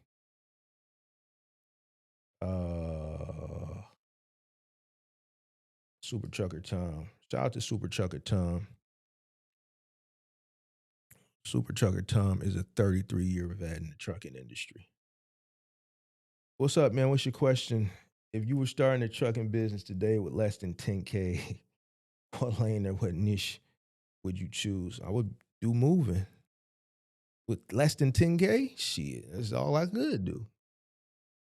I would do moving. I would do things the exact same way I did. It'd probably be a little bit more difficult, right? But I would do moving. I would start with a 16-foot box truck and do moving. That's what I would do. He says not enough to start. If he starts a moving thing, that's enough. He can go run a 16-foot box truck for about $300 a week, 10, 12 cents a mile, and run it up. Or he could do labor only. He don't even need a box truck. He could do labor only, loading and unloading U-Hauls. It's a whole marketplace for that, depending on where he lives. But you know, if he has less than 10,000, I would go that route. Other than that, I don't think you got enough money, big dog. Now, there's some people out there that say you can start with $5,000 and all that, and that's cap, bro. That's cap. I've been calling it cap forever. And you know, the retards who believe that shit, they call me a hater. A motherfucker who don't even got $5,000 to start a box truck business called me a hater. You know what I'm saying? I'm telling you that because it's not feasible. You can't do it. You just can't. Even if you scrape up enough money just to get everything you need, you have no working capital. And that's where you're gonna fail at. And that's where everybody fails at. Because they think that I don't understand this mentality of starting a business. If you can figure out a way to get in and by the hair of your chinny chin chin for $4,000, and that's all you got, you go rent a truck for a week, and you banking that you get loads. And this is where a lot of people fuck up because I talk to so many people who have this mindset, and then they have to come back and apologize to me and kiss my ass and tell me shit like you've seen on the call-in shows. People have come up and say, man, I didn't like you because, man, I didn't like what you was saying, but, man, you was right, man. You know, I got a box truck. I rented it because, man, it was a guy that told me I could do it. And I just had enough money to come in, and the money that I was going to make the first week, I was going to take that money and go into the second week. Except when I came in the first week, I didn't get no loads. And I still owe for the box truck. And I put my money down for the insurance. And it just sat there. And I didn't have enough money to go rent it for the second week. So I failed in a week. Man, you know how many times I heard that story?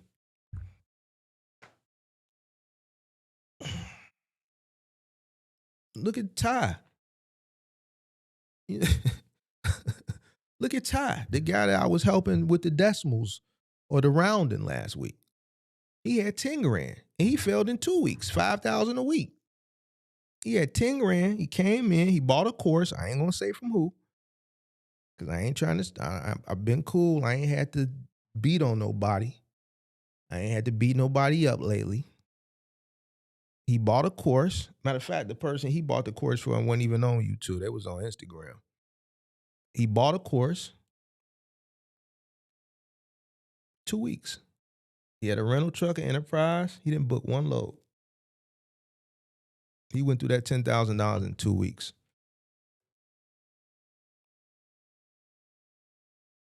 He was another one. Him and his partner didn't like Big Mark until they got in and they saw that what I was saying was truthful. But it cost him 10 G's. And that's why he came over here and he been stuck over here ever since.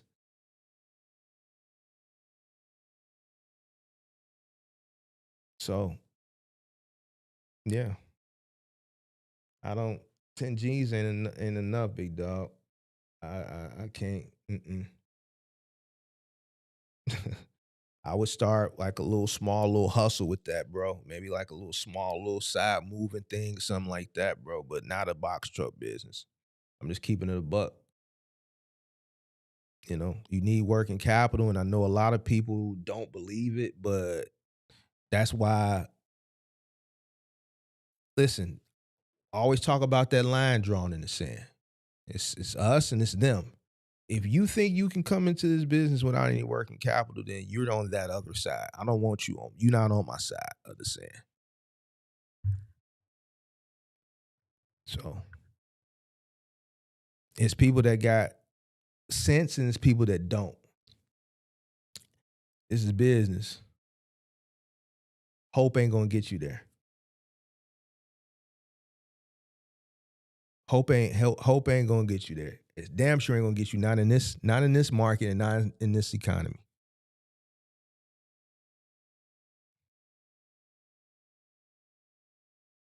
So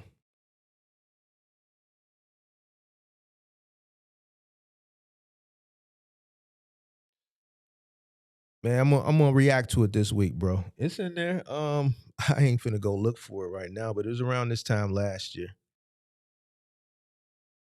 I'm gonna react to it this week. I forget the name of it, bro. It was around this time last year, though. It was a live stream, but then I did clip it up. So it's a video, like a 45-minute video. I did clip it last year.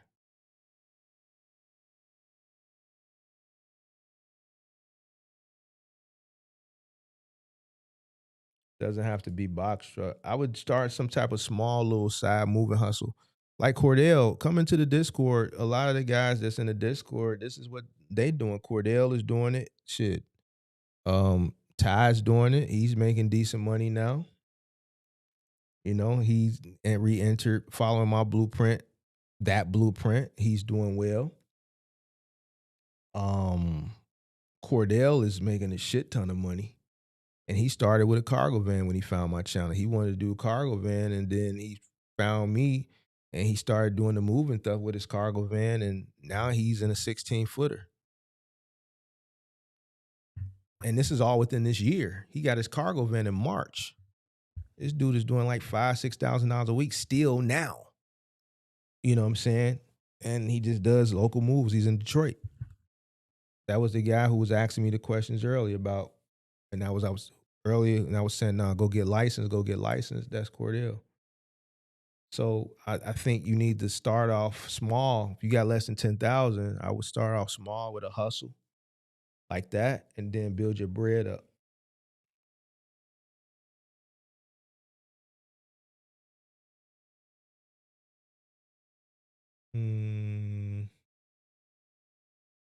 Over here, we're not going to steer you wrong, DS. There's some other channels, some people on Instagram that'll tell you otherwise, and they'll say, but I'm telling you, anybody that got common sense, anybody that's in this industry, is operating this industry, will tell you what I'm telling you. They're telling you in the chat. It's not enough, bro.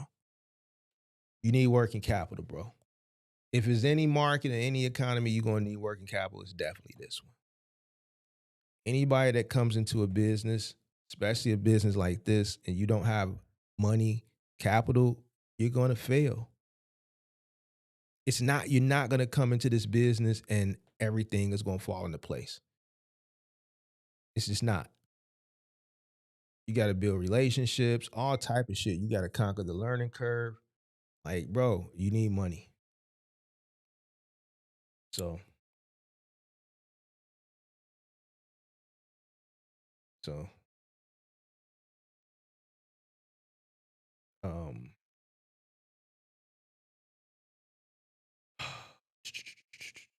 yeah.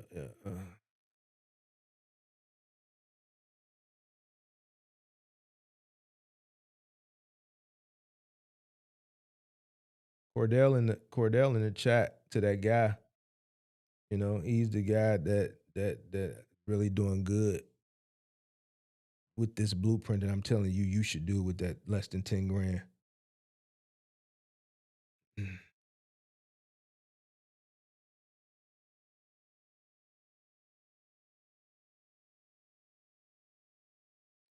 The ones up front are cars. And then I got some bear bricks on the way. I've been bidding on, so I just won a 400% Michael Jordan bear brick. So they're preparing that to ship. So that'll be the next one that you see up here. Hopefully I get it. This is a short week, so I probably won't get it to the next week. I just won it. So I got a bear brick coming. These are cars, and I got some bear bricks coming. I got a Michael Jordan 400% bear brick coming, and I'm bidding right now on a Bathing Ape bear brick. So hopefully I get that Bathing Ape bear brick. And I'll set that one up here too.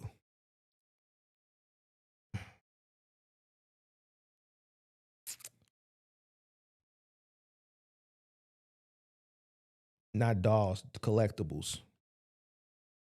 Art Deco. We Somali, we don't scam. Why Somali, we don't scam? That's not what I heard. I just read an article about the Somalis up in Minnesota been scamming. I just read an article. What are you talking about? Y'all don't scam. Somali scam Minnesota. I just literally read an article today about scams in Minnesota. Okay, not scam. Somali terror group Al-Shabaab taking a cut of stolen minutes. Yeah, scam. Minnesota taxpayer dollars funneled to Al-Shabaab terror group, report alleges. Come on now. Is it Abdi? I just read the article. It's right here. Right here, big dog.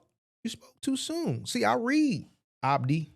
See how you said this? And I'm like, nah, that ain't true, Abdi, because I just read an article earlier today about the Somali up in Minnesota.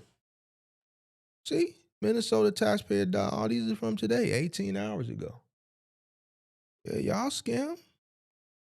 Federal investigations warn Minnesota welfare fraud. Inside the Somali fraud rings. Minnesota, big dog. Come on now. Don't do that now. Don't do that. Don't do that. See, Abdi, I read. The first thing I do is get up in the morning. I'm not checking Instagram for the bad bitches. I'm checking the money. And then I come across the news, and this is one of the first things that came up on the news this morning.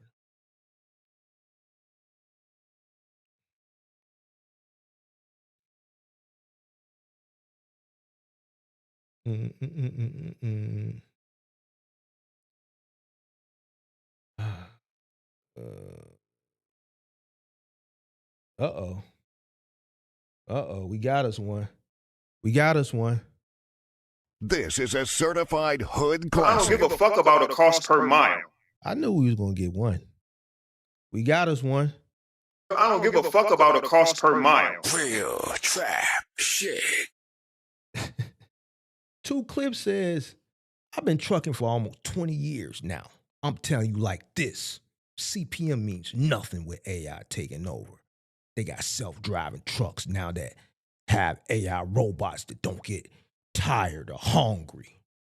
I don't give a fuck about a cost per mile. This is a certified hood classic. I don't give a fuck about a cost per mile. Real trap shit. What the hell does a fully autonomous truck got to do with cost per mile? See, now I gotta cook. See, I wanted to come on here, answer some questions, be cool. I wasn't looking for trouble. I didn't come on here. It's late. It's 1 o'clock in the morning, and here we go. Yeah, I don't give a fuck about a cost per There's mile. always one. This is a certified hood classic. I don't give a fuck about a cost per mile. Real trap shit. What the fuck does 20 years of trucking? If you've been trucking for 20 years, then you should know, what does cost per mile have to do now with something that's not fully even into fruition yet? Even if you were competing against autonomous vehicles, how does this make any sense?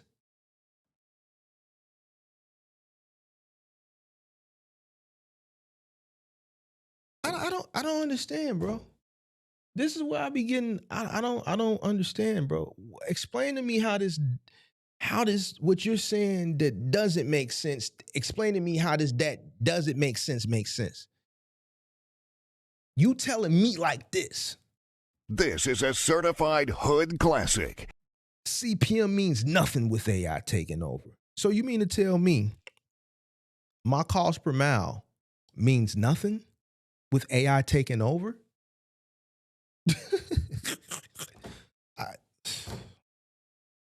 So my cost per mile today means nothing with AI taking over. Even if AI was 50% of the market right now,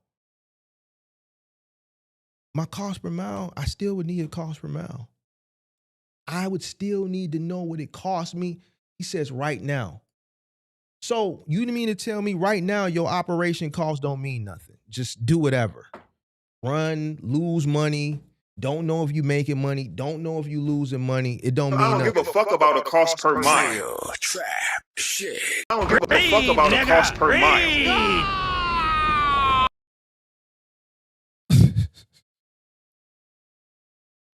That's stupid. Use your common sense. How, Sway? Take a few steps back to go. You ain't got the answers, man. You ain't got the answers. Kanye. You ain't got the answers.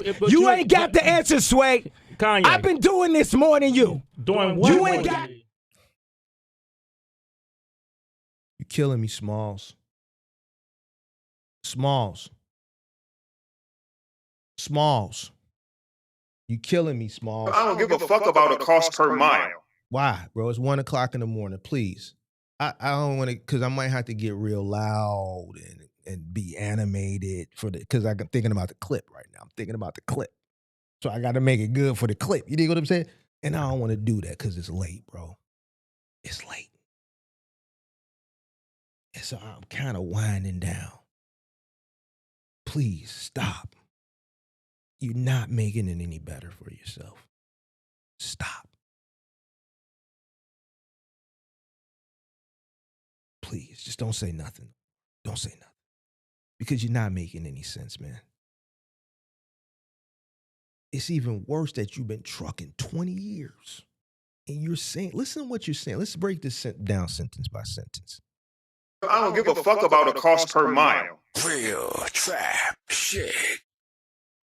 Damn, son, where'd you find this? Yeah. I've been trucking for almost 20 years now, so that means you have tenure. I would think you would be well knowledgeable. I'm telling you like this. So you say you've been trucking for 20 years. Okay, so that means you got years, tenure, and then when you say I'm telling you like this, that means you're doing it from an authoritative, like, nigga, I'm telling you like this. Like, damn, buddy, okay, what's up? CPM means nothing with AI taking over. Let's stop right there. So let's say AI takes over in 5 years. Tell me how CPM means nothing today. So you mean to tell me since AI is going to take over in the future, I'm an OTR trucker, I'm a middle mile trucker, box trucker, semi trucker. That means my operational cost means nothing today. So that means I should just go on a load board and just close my eyes and just spin the wheel and just wherever it lands, it's cool. And wherever it lands, it's just okay because it doesn't mean anything.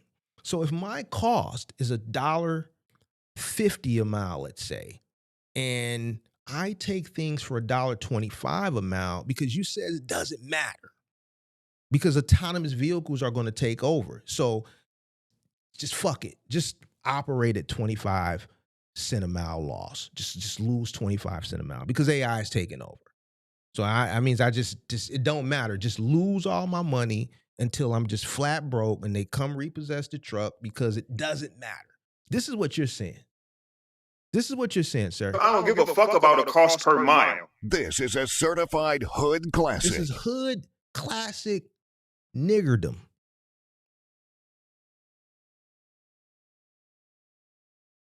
Okay? Now remember who told you. Y'all got to stop getting in your emotions and feelings because it's fucked up for you right now. You're going to say some shit and then I got to cook, bro. I have to cook.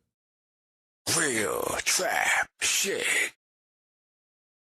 Now let's say it was taken over. It's already took over. We already broken because you said it was taken over. So I just debunked that. But let's say it was already here. And let's say 50% of the industry was autonomous and then 50% were humans.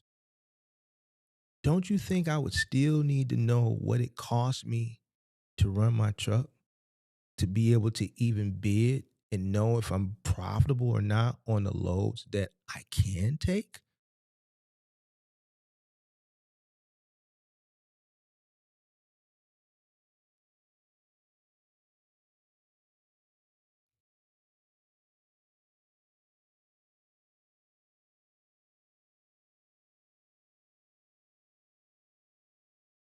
He's still talking. Oh, God, Jesus Christ. Lord, help me. Lord, help me. Chucky, you see why I stopped? You see why I stopped? Chucky, this is why right here. Chucky, this is why right here. This is why. See, Chucky? This is why. Right here. You can't make this shit up. You can't make this shit up, bro. Even when you explain it to the person, they come back with some more shit that don't make sense. It don't make sense, bro. I don't give a fuck about a cost per mile. Like, where does this make sense? Damn, son, where'd you find this?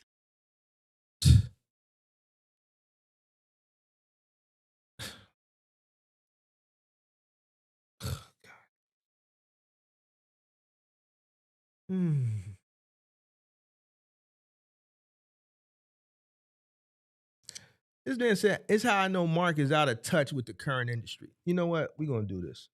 I bet you he won't click this link. He says, I'm out of touch. This man just said, how the fuck am I out of touch? Hold on. You know what we finna do, bro? This is what we finna do. See, hold on. Let's do this.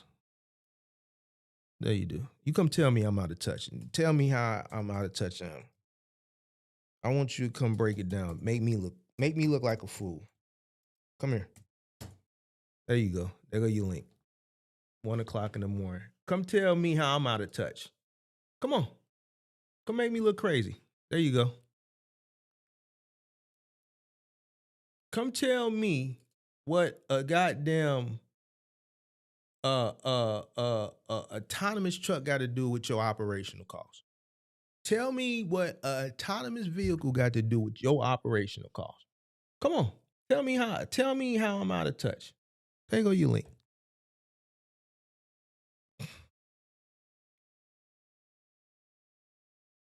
Boy, oh boy, oh boy. Boy, oh boy, oh boy. I don't understand. Then you explain it, you simplify it. See, here you go with the real life. This the shit that I'm talking about. See, the moment you out and you retire and you move on, here you got these current guys that's out here in real life. This in real life shit. This is where you go because they get angry. Don't get angry. Don't get angry. Because here's the thing. If you've been trucking for 20 years, that means you came in 2005. So a guy that came in 2010 is doing better than you and beat you? So you was in 5 years before me. What did I do that you didn't do? In real life? Because I'm in real life. Let me pinch myself. Hold on. Am I in real life? Ugh. I'm in real life. Yeah. It's real life. I'm in real life.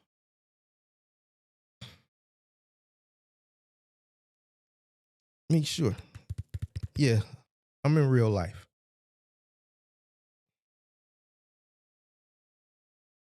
I'm still in real life too, pimp. So why does everybody always say, I'm a real in real life? Okay. Cool. What was you doing between 2005 and 2010? And then between 2010 and 2020?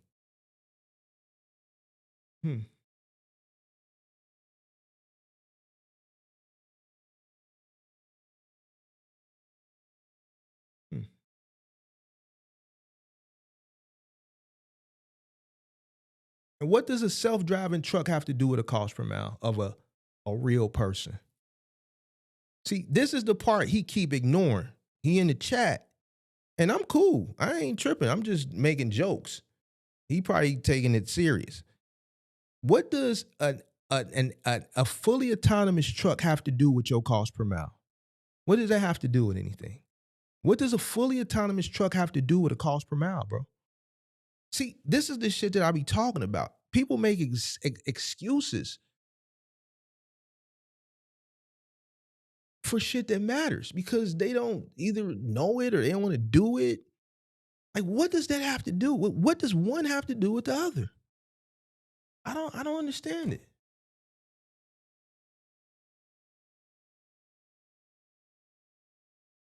If I'm competing against an autonomous truck, I still need to know what it costs me to run my truck. I still need to know what it's costing me to run my truck, regardless of who I'm competing against.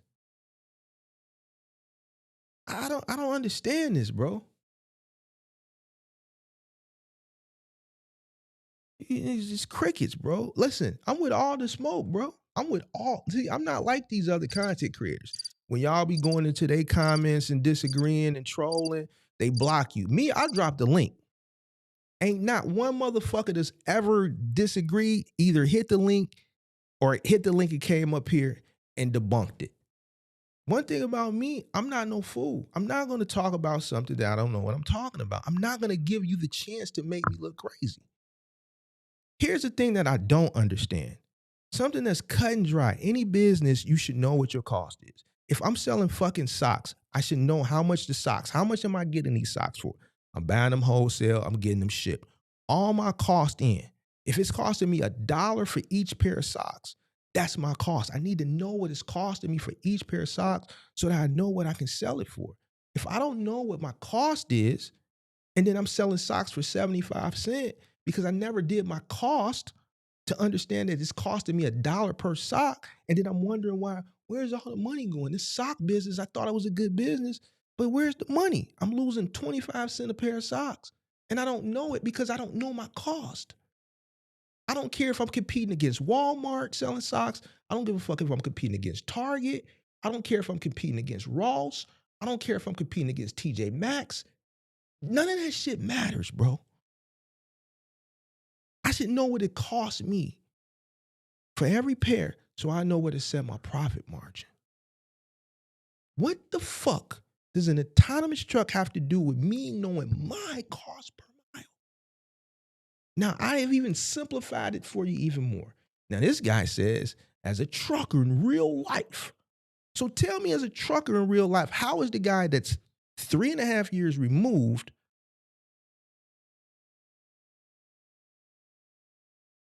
beating you? Maybe this is why I made millions and got out, and you're still in.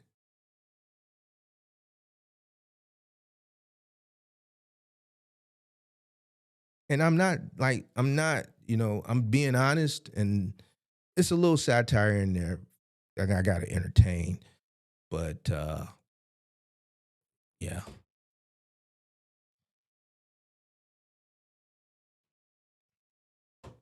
A lot of these guys, they watch, bro, and they get mad that, and I see this in other industries too. When you're not active, they get upset because they're still in the trenches. Sort of kind of like this guy right here. This I guy don't right give a here. fuck about a cost per mile. His whole thing was, man, Mark, you ain't out here no more. We still in the trenches. Nigga, so that's your problem. Man, Mark, you made it out. You on a soapbox. We still in the trenches. Nigga, so fucking what, nigga? That sounds personal. Because when I was carrying all that heavy ass shit, I wasn't worried about if somebody was in the trenches or not. You not gonna fucking come and try to like make me something because you still out there. Like the years that I was out there never existed, nigga. Fuck that shit, nigga. Y'all niggas not finna do that over here.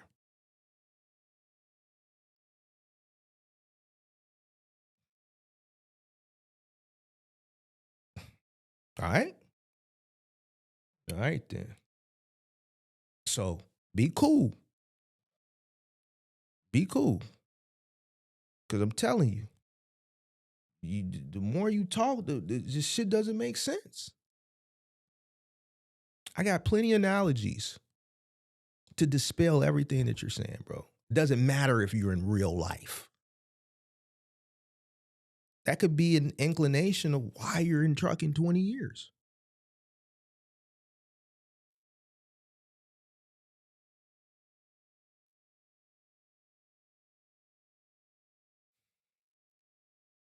I wouldn't want to be in trucking 20 years. It's just, mm-mm.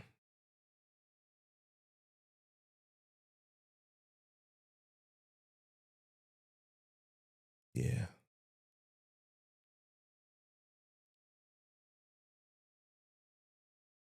He still talking or did he quiet down? Did he quiet down? Okay. All right. I dropped the link for him.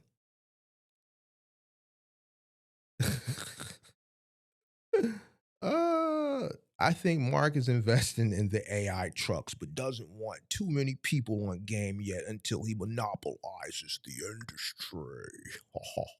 Hold on. Hold on. I'm gonna read it like this.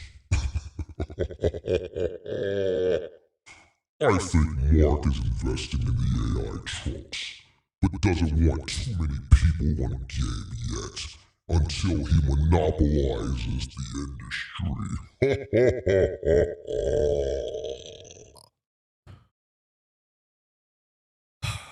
Bro.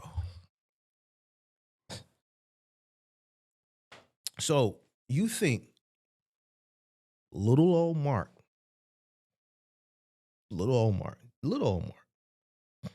compared to some people, I'm little old Mark. You think that I have billions of dollars, which I don't, to invest in something and keep people away from what? Doesn't want too many people on the game. Doesn't want too many people on game yet?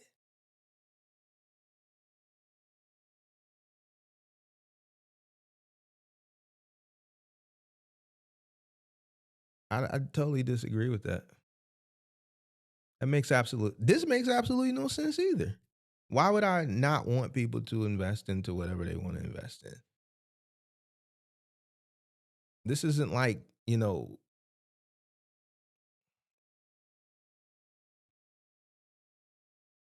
it doesn't make sense what you're saying, bro. It just doesn't. I think you're in here late night, frustrated. I think it's tough right now for you, bro. And you're angry. I think you're angry. I think you know, I think you're upset, bro. Don't get mad at me. I didn't do nothing, bro. I did not do nothing to you.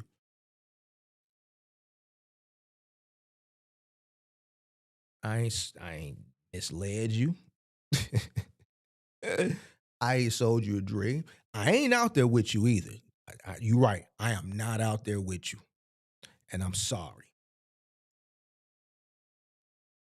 But none of that is my fault, pimp. See, for years, I had my head down and I was getting to it. Yeah, I was getting to it. I didn't give a fuck about nothing, man. But the mugger.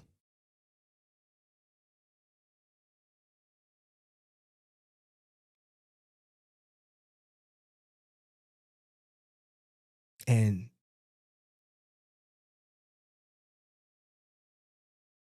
it was a time period that came, a once in a lifetime opportunity. It was a lot of once in a lifetime opportunities a few years ago. It's just all the ignorant people did the dun shit.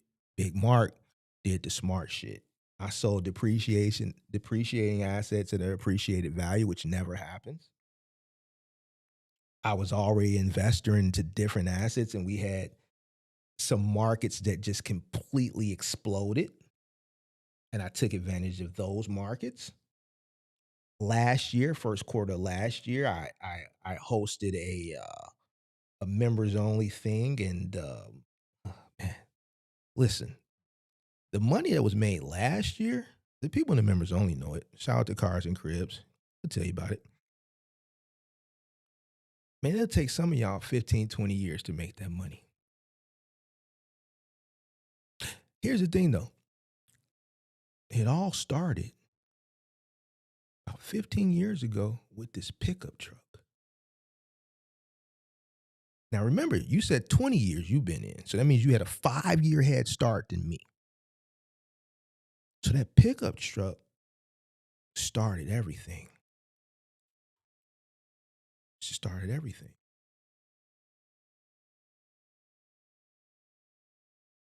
Now, I could have looked at it the way a lot of y'all look at it. I could have did a lot of dumb shit like a lot of people did during the pandemic. But I didn't. I didn't do dumb shit. I could have did a lot of dumb shit in the 2010s, but I didn't. I didn't do dumb shit.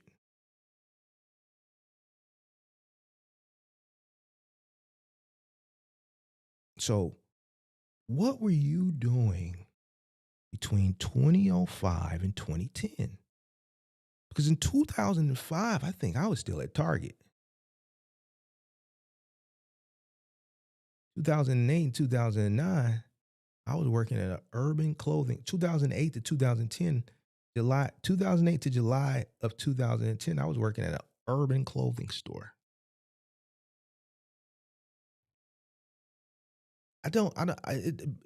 It's funny to me. It's like, why do people say, I'm a trucker in real life? So these two trucks that I've been paying, that I've done live stream, I go to the yard and check on them and warm them up from time to time, that I kept as trophies, that I've done plenty live streams with, that I can afford to just store and keep commercial insurance on them. Why? Because I did a live stream while I was doing curry. And in order to do curry, you got to have an authority and commercial insurance. So I'm still paying commercial insurance because I can afford to.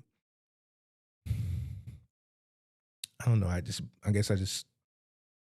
don't know.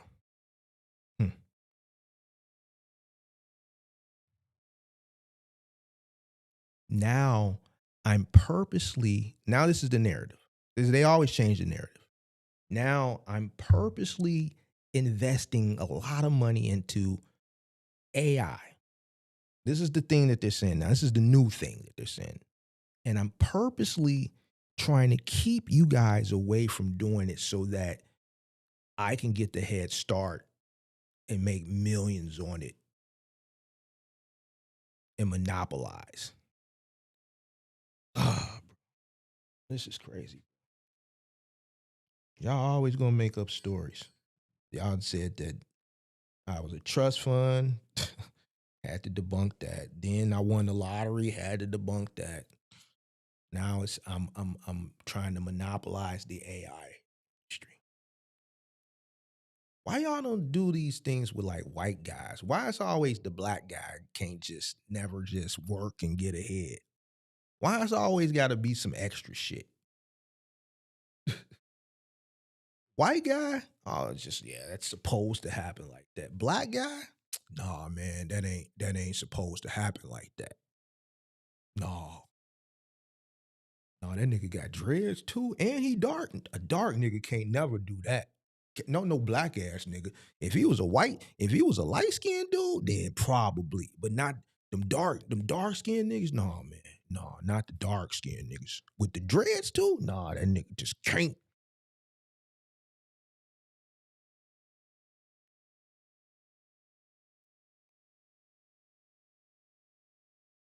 Hell no. And I'm still out here 20 years, and this nigga sitting in the crib, this nigga done disappeared and came back with a whole new studio and shit. How? Everybody broke. This nigga built a whole new fucking studio, everybody broke, and I'm still out here trucking 20 years? Fuck no, hell no. God damn it, not this nigga here. Can't be.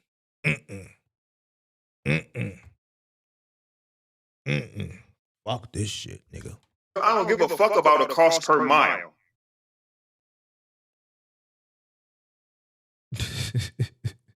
All right, man, I'm done with my rant.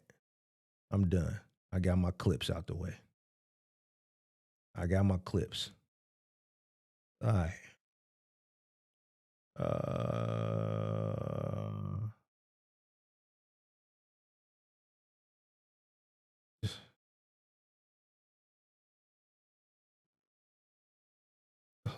He's still talking?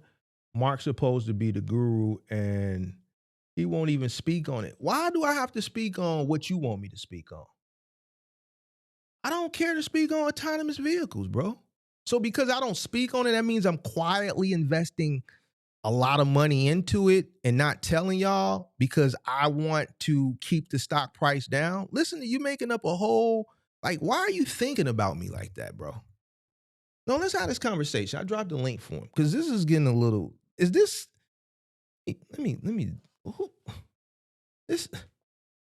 nobody's, like, why do I have to talk about that? Why do I have to talk about autonomous vehicles?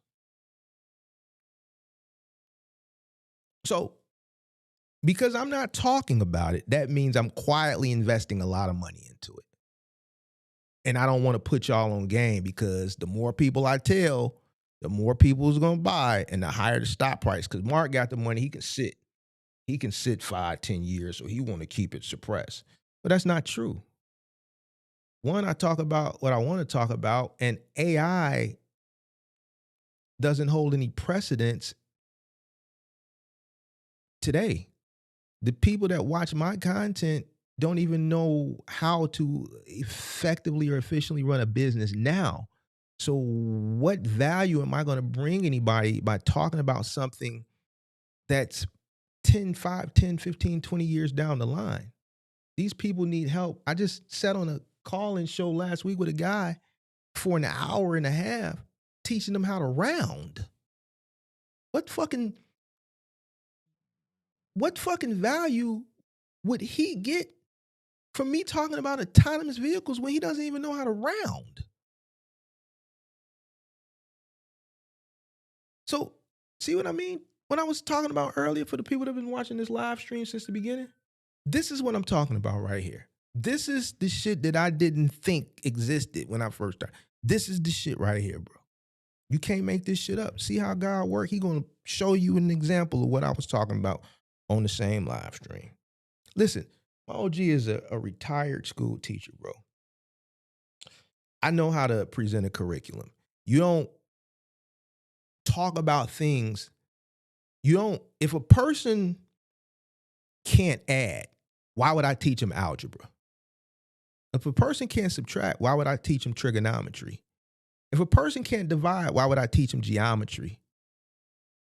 If they can't multiply, what good is it teaching them calculus?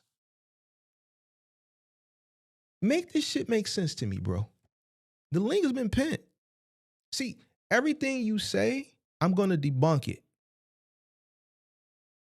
And it's not going to make sense. Like what you're saying makes no sense whatsoever. I don't have to talk about AI because it holds no precedence today. Majority of the people that are watching content now will not even be in trucking when that becomes a thing to worry about. It's not a thing to worry about in the present. When that becomes like a thing, like a real thing where you have to worry because it's present and you're competing against it in the present, majority of these people won't even be in trucking.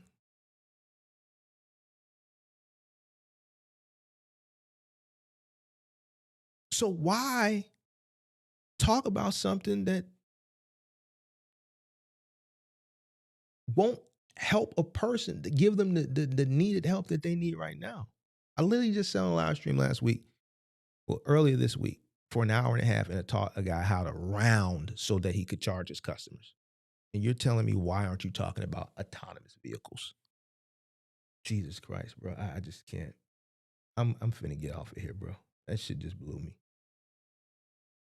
You come on, and this guru shit, I never classified myself to be the guru. Y'all just get mad. I never said that. My name is Mark, the mentor. See what I'm doing right now is I'm mentoring you.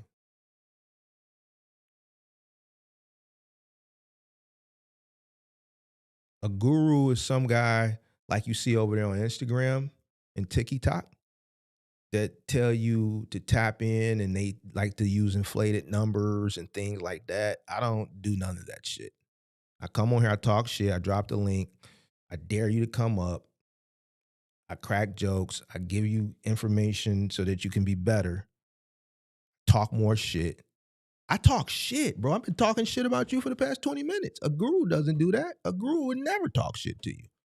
Why? Because they need you to buy that $20,000 shit that they're selling. They're going to kiss your ass. See, me, I'm going to read the ignorant shit you put, and I'm going to call you out on it. I could never be a guru, even if I wanted to, because I would never make no money. Luckily for me, I don't need no money. Because if I did, I wouldn't be able to talk shit. Talking shit is better than that. I like talking shit, bro.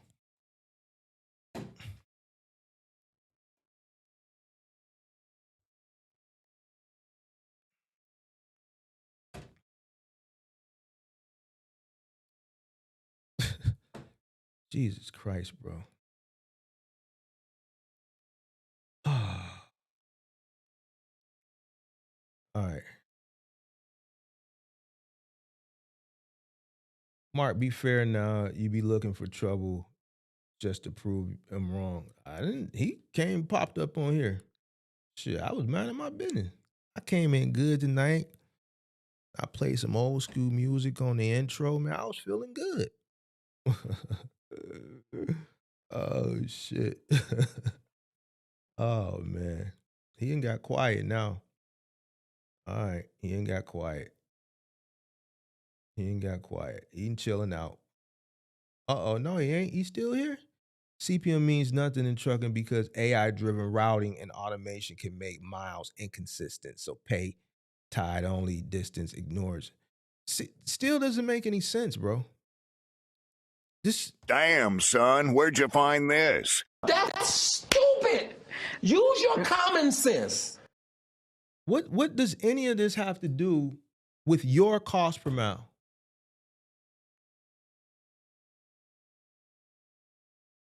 What does this have to do, bro? I'm not going to even keep repeating the same thing, bro. I mean, I think you're just, bro, I don't know whose brainwashed you, bro. I don't care if you're competing against a goddamn chimpanzee. If a chimpanzee was driving another truck and you're driving your truck and y'all competing, you still need to know how much it costs you. How much is your truck know? How much fuel are you burning? How much is your log? How much tolls? How much is it costing you to operate your truck to compete against the chimpanzee? You still need to know your costs so that you can know how to bid effectively. What do you mean it doesn't mean anything, bro? What do you mean? I don't give a fuck about a cost per mile. Read, nigga, read.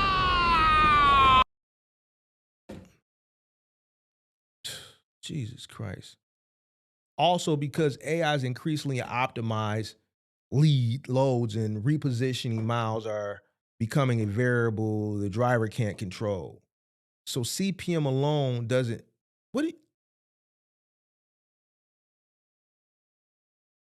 What does this have to do with you as an owner operator knowing what it costs you to operate your truck?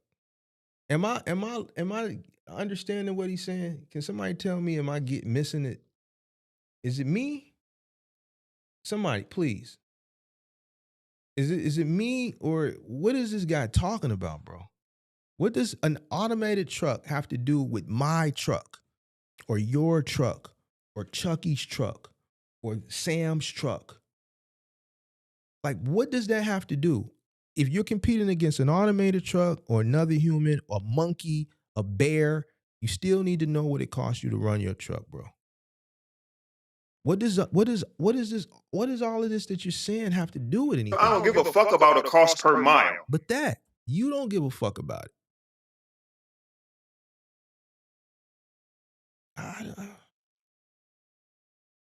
Tell bro to move to the country if he's scared of the city. We ain't going for that bullshit. The link is up there. It's pinned. I got some questions over here. I didn't even know these questions. I'm an absolute beginner. Just started researching the industry a couple months ago. Would you recommend cargo vanning to start out to learn more? I would recommend, you know what, to be honest with you, and this is for Corey Barnes. I didn't see your question. And you're an MGM member. I did a series on, box truck dreams, cargo van money. I think a cargo van, to be honest with you, is a good entry point. If you have the capital to come in and start with a cargo van, I think it's a good entry point to learn the industry.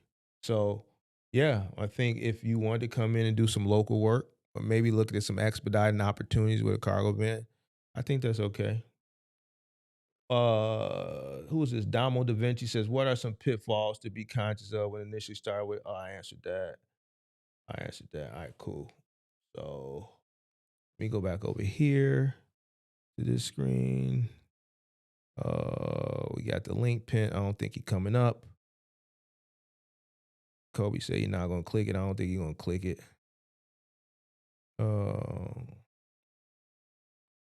Yeah, he ain't gonna click it. That's all we hearing right now.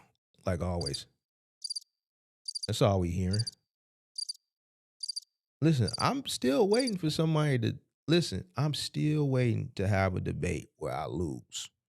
I love when people come in the chat and get to talking, and then they don't even have to come up here for me to destroy them. I want somebody to come up here. I'm still waiting to lose. Eventually, somebody might get me. Maybe.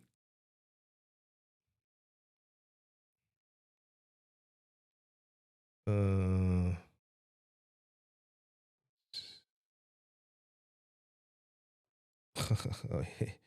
on the road. I'm a clock when I get to the stop. One thing you not going to do is disrespect. When did I disrespect you? Did I call you out your name? I never called you out your name. I never called you a B, a H. I didn't disrespect you. I disagreed with you and I articulated my stance, and I substantiated it. I never called you out your name. I never disrespected you. I never said your mama. I never did anything to disrespect you. So,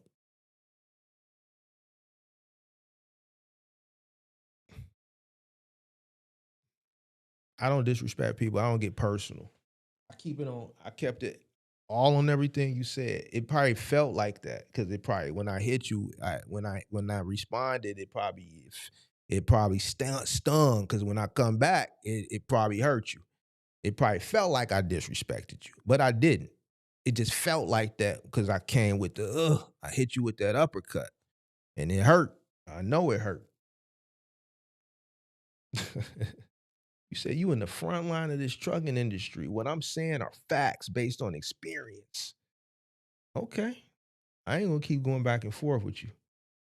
AI will keep reducing empty miles and tightening routes with sound. Do you know what cost per mile is? See, now I think you don't understand what cost per mile is. He doesn't know what cost per mile is. I can tell by what he's typing. Making cost per mile a weak measure of a driver's actual earnings. That sentence right there, this sentence right here, just told it all. Read that last sentence, y'all. Read that last sentence. You can't make this shit up. You can't make this shit up. Look, read the last sentence, y'all. I don't give a fuck about a cost per mile. This is a certified hood classic. This is why you have to educate yourself, ladies and gentlemen. This is right here. It never fails, ladies and gentlemen. You have to educate yourself. Like, you got to be careful because you can talk this talk in a room full of ignorant people, but when you come into a room of educated people, that shit that you get by with because it's a room full of ignorant people who just don't know and they just be like, and they're just agreeing with everything. Then you get your confidence up until you come in a room where there's people that are knowledgeable and educated, but because your confidence is up because you've been hanging around a bunch of uneducated people that just coddle you and agree with everything because it's wrong because they don't know.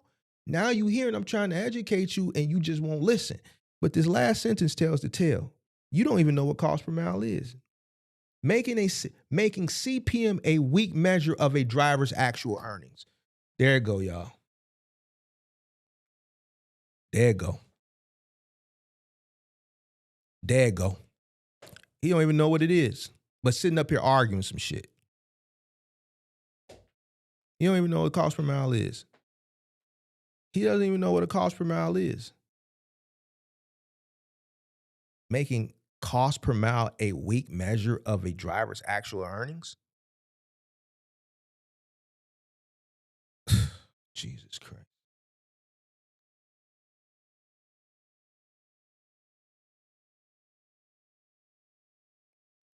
Cost per mile. I don't give a fuck about a cost per mile. I'm talking about a cost. You're talking about earnings. I've been hitting this button for the past 30 minutes. I don't give a fuck about a cost per mile. I don't give a fuck about a cost per mile. Jesus Christ, bro. I can't, bro. I can't, bro. See what I'm saying? Making CPM a weak measure of a driver's actual earnings. Damn, son, where'd you find this? That's stupid. Use your common sense.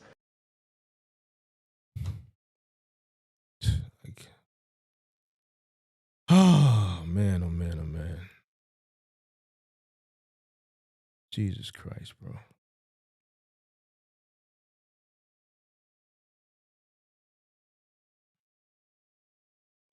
What is the best gig apps for Black Friday? You know what? I probably Roadie, bro. I would probably be on Roadie.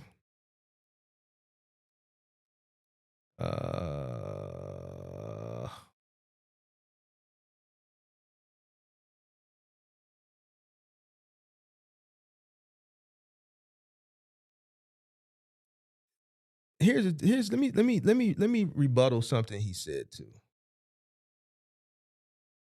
Let me rebuttal something he said. You know, I'm gonna leave it alone, bro, because he don't know what he talking about. Leave that shit alone.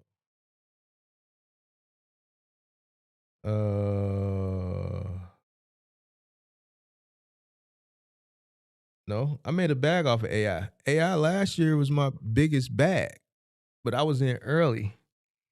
So when it retraced, I took all my money damn near at the top And then now that it's retraced the shit that I was in 85, 90%, I've been aggressively dollar cost averaging back in. Shit, my AI plays topped out March of last year. And I sold damn near at the top. I didn't realize it was at the top, but I sold damn near at the top. And it was retraced 85, 90%. And I've been aggressively buying back in. Now, I haven't been talking about that, but that has nothing to do with autonomous vehicles.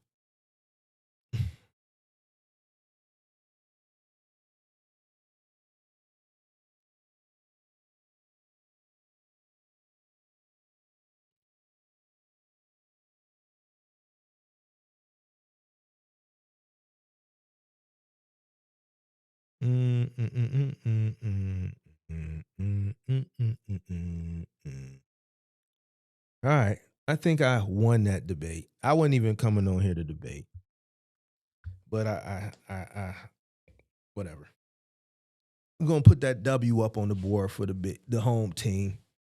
You tried to sneak in here. That was I'm gonna give him some credit. I'm gonna give him some credit because I ain't never seen him in the chat.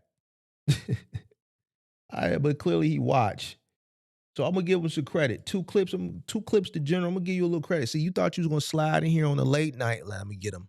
I'm gonna get him on the late night. He ain't gonna be that sharp at 1 a.m. I'm gonna get him because he can't be that sharp. Listen, 2 clips. I'm always sharp. I told you, I'm always on my square. Trust me. I'm not gonna go live if I ain't on my square. I did that one time and I said never again. I'm not coming live if I'm sleepy, if I'm tired. I'm just not going to do it. So if you catch me on the late night tip, don't think I'm not going to be on my square. I'm always on my square. Always. I'm not going to never give you a chance to beat me. Never. Never, never, never, never, never, never, never, never, never. Never. Never. Never give you a chance to beat me. I'm always going to be on my square. Just like Buddy came in here earlier talking about, man, I'm a Somalian. We don't scam people. I'm like, dude, I read an article earlier today that y'all was scamming people. I'm always on my square. Always. All right? Don't you ever forget that. Don't you ever forget that. All right, this was fun. I enjoyed this. I got a hair appointment. You know, I get my locks done on Sundays and get it washed and shit early in the morning. I got a show this Sunday night. We interviewing somebody tonight. I got to email them to make sure it's still on. So I'll probably be on later on tonight, like at about 7. Go get my locks washed and retwisted. Go to the barbershop, get my fresh lining for the holiday. You dig? You smell me?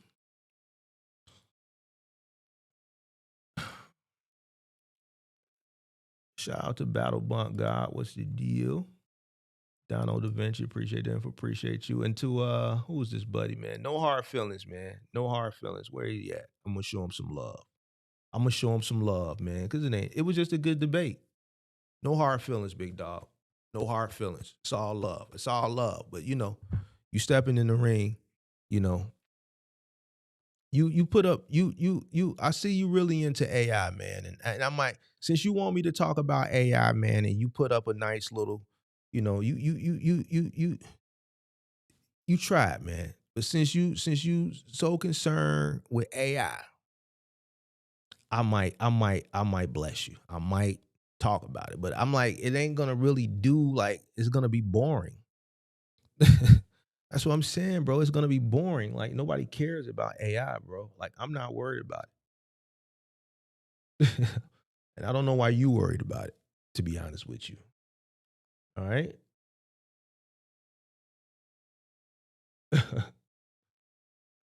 Mark, to be fair, I don't think most of us want to hit the link to debate. We just want to holler at you. It's all good.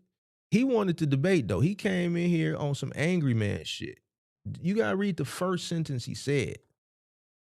The first sentence he said, he came in here on some angry shit.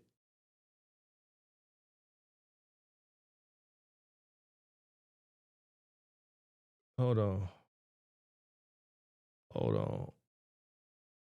He wasn't, you know, he It was a debate. Hold on, I got a super chat right here. My bad, I missed it. Going back and forth with Buddy. When we talked in the past, you told me to pivot and it saved me. Appreciate you. Appreciate you. See, Big Mark out here saving people. I've been saving people. I get a lot of love. A lot of people come to me behind the scenes because, you know, they embarrassed and shit like that, and I get it. So a lot of shit that y'all see shit play out when I do the call in, but a lot of shit plays out behind the scene. But man, I'm glad you listened, and I'm glad it saved you, bro. Appreciate that super chat, man. Thank you so much. Sweet.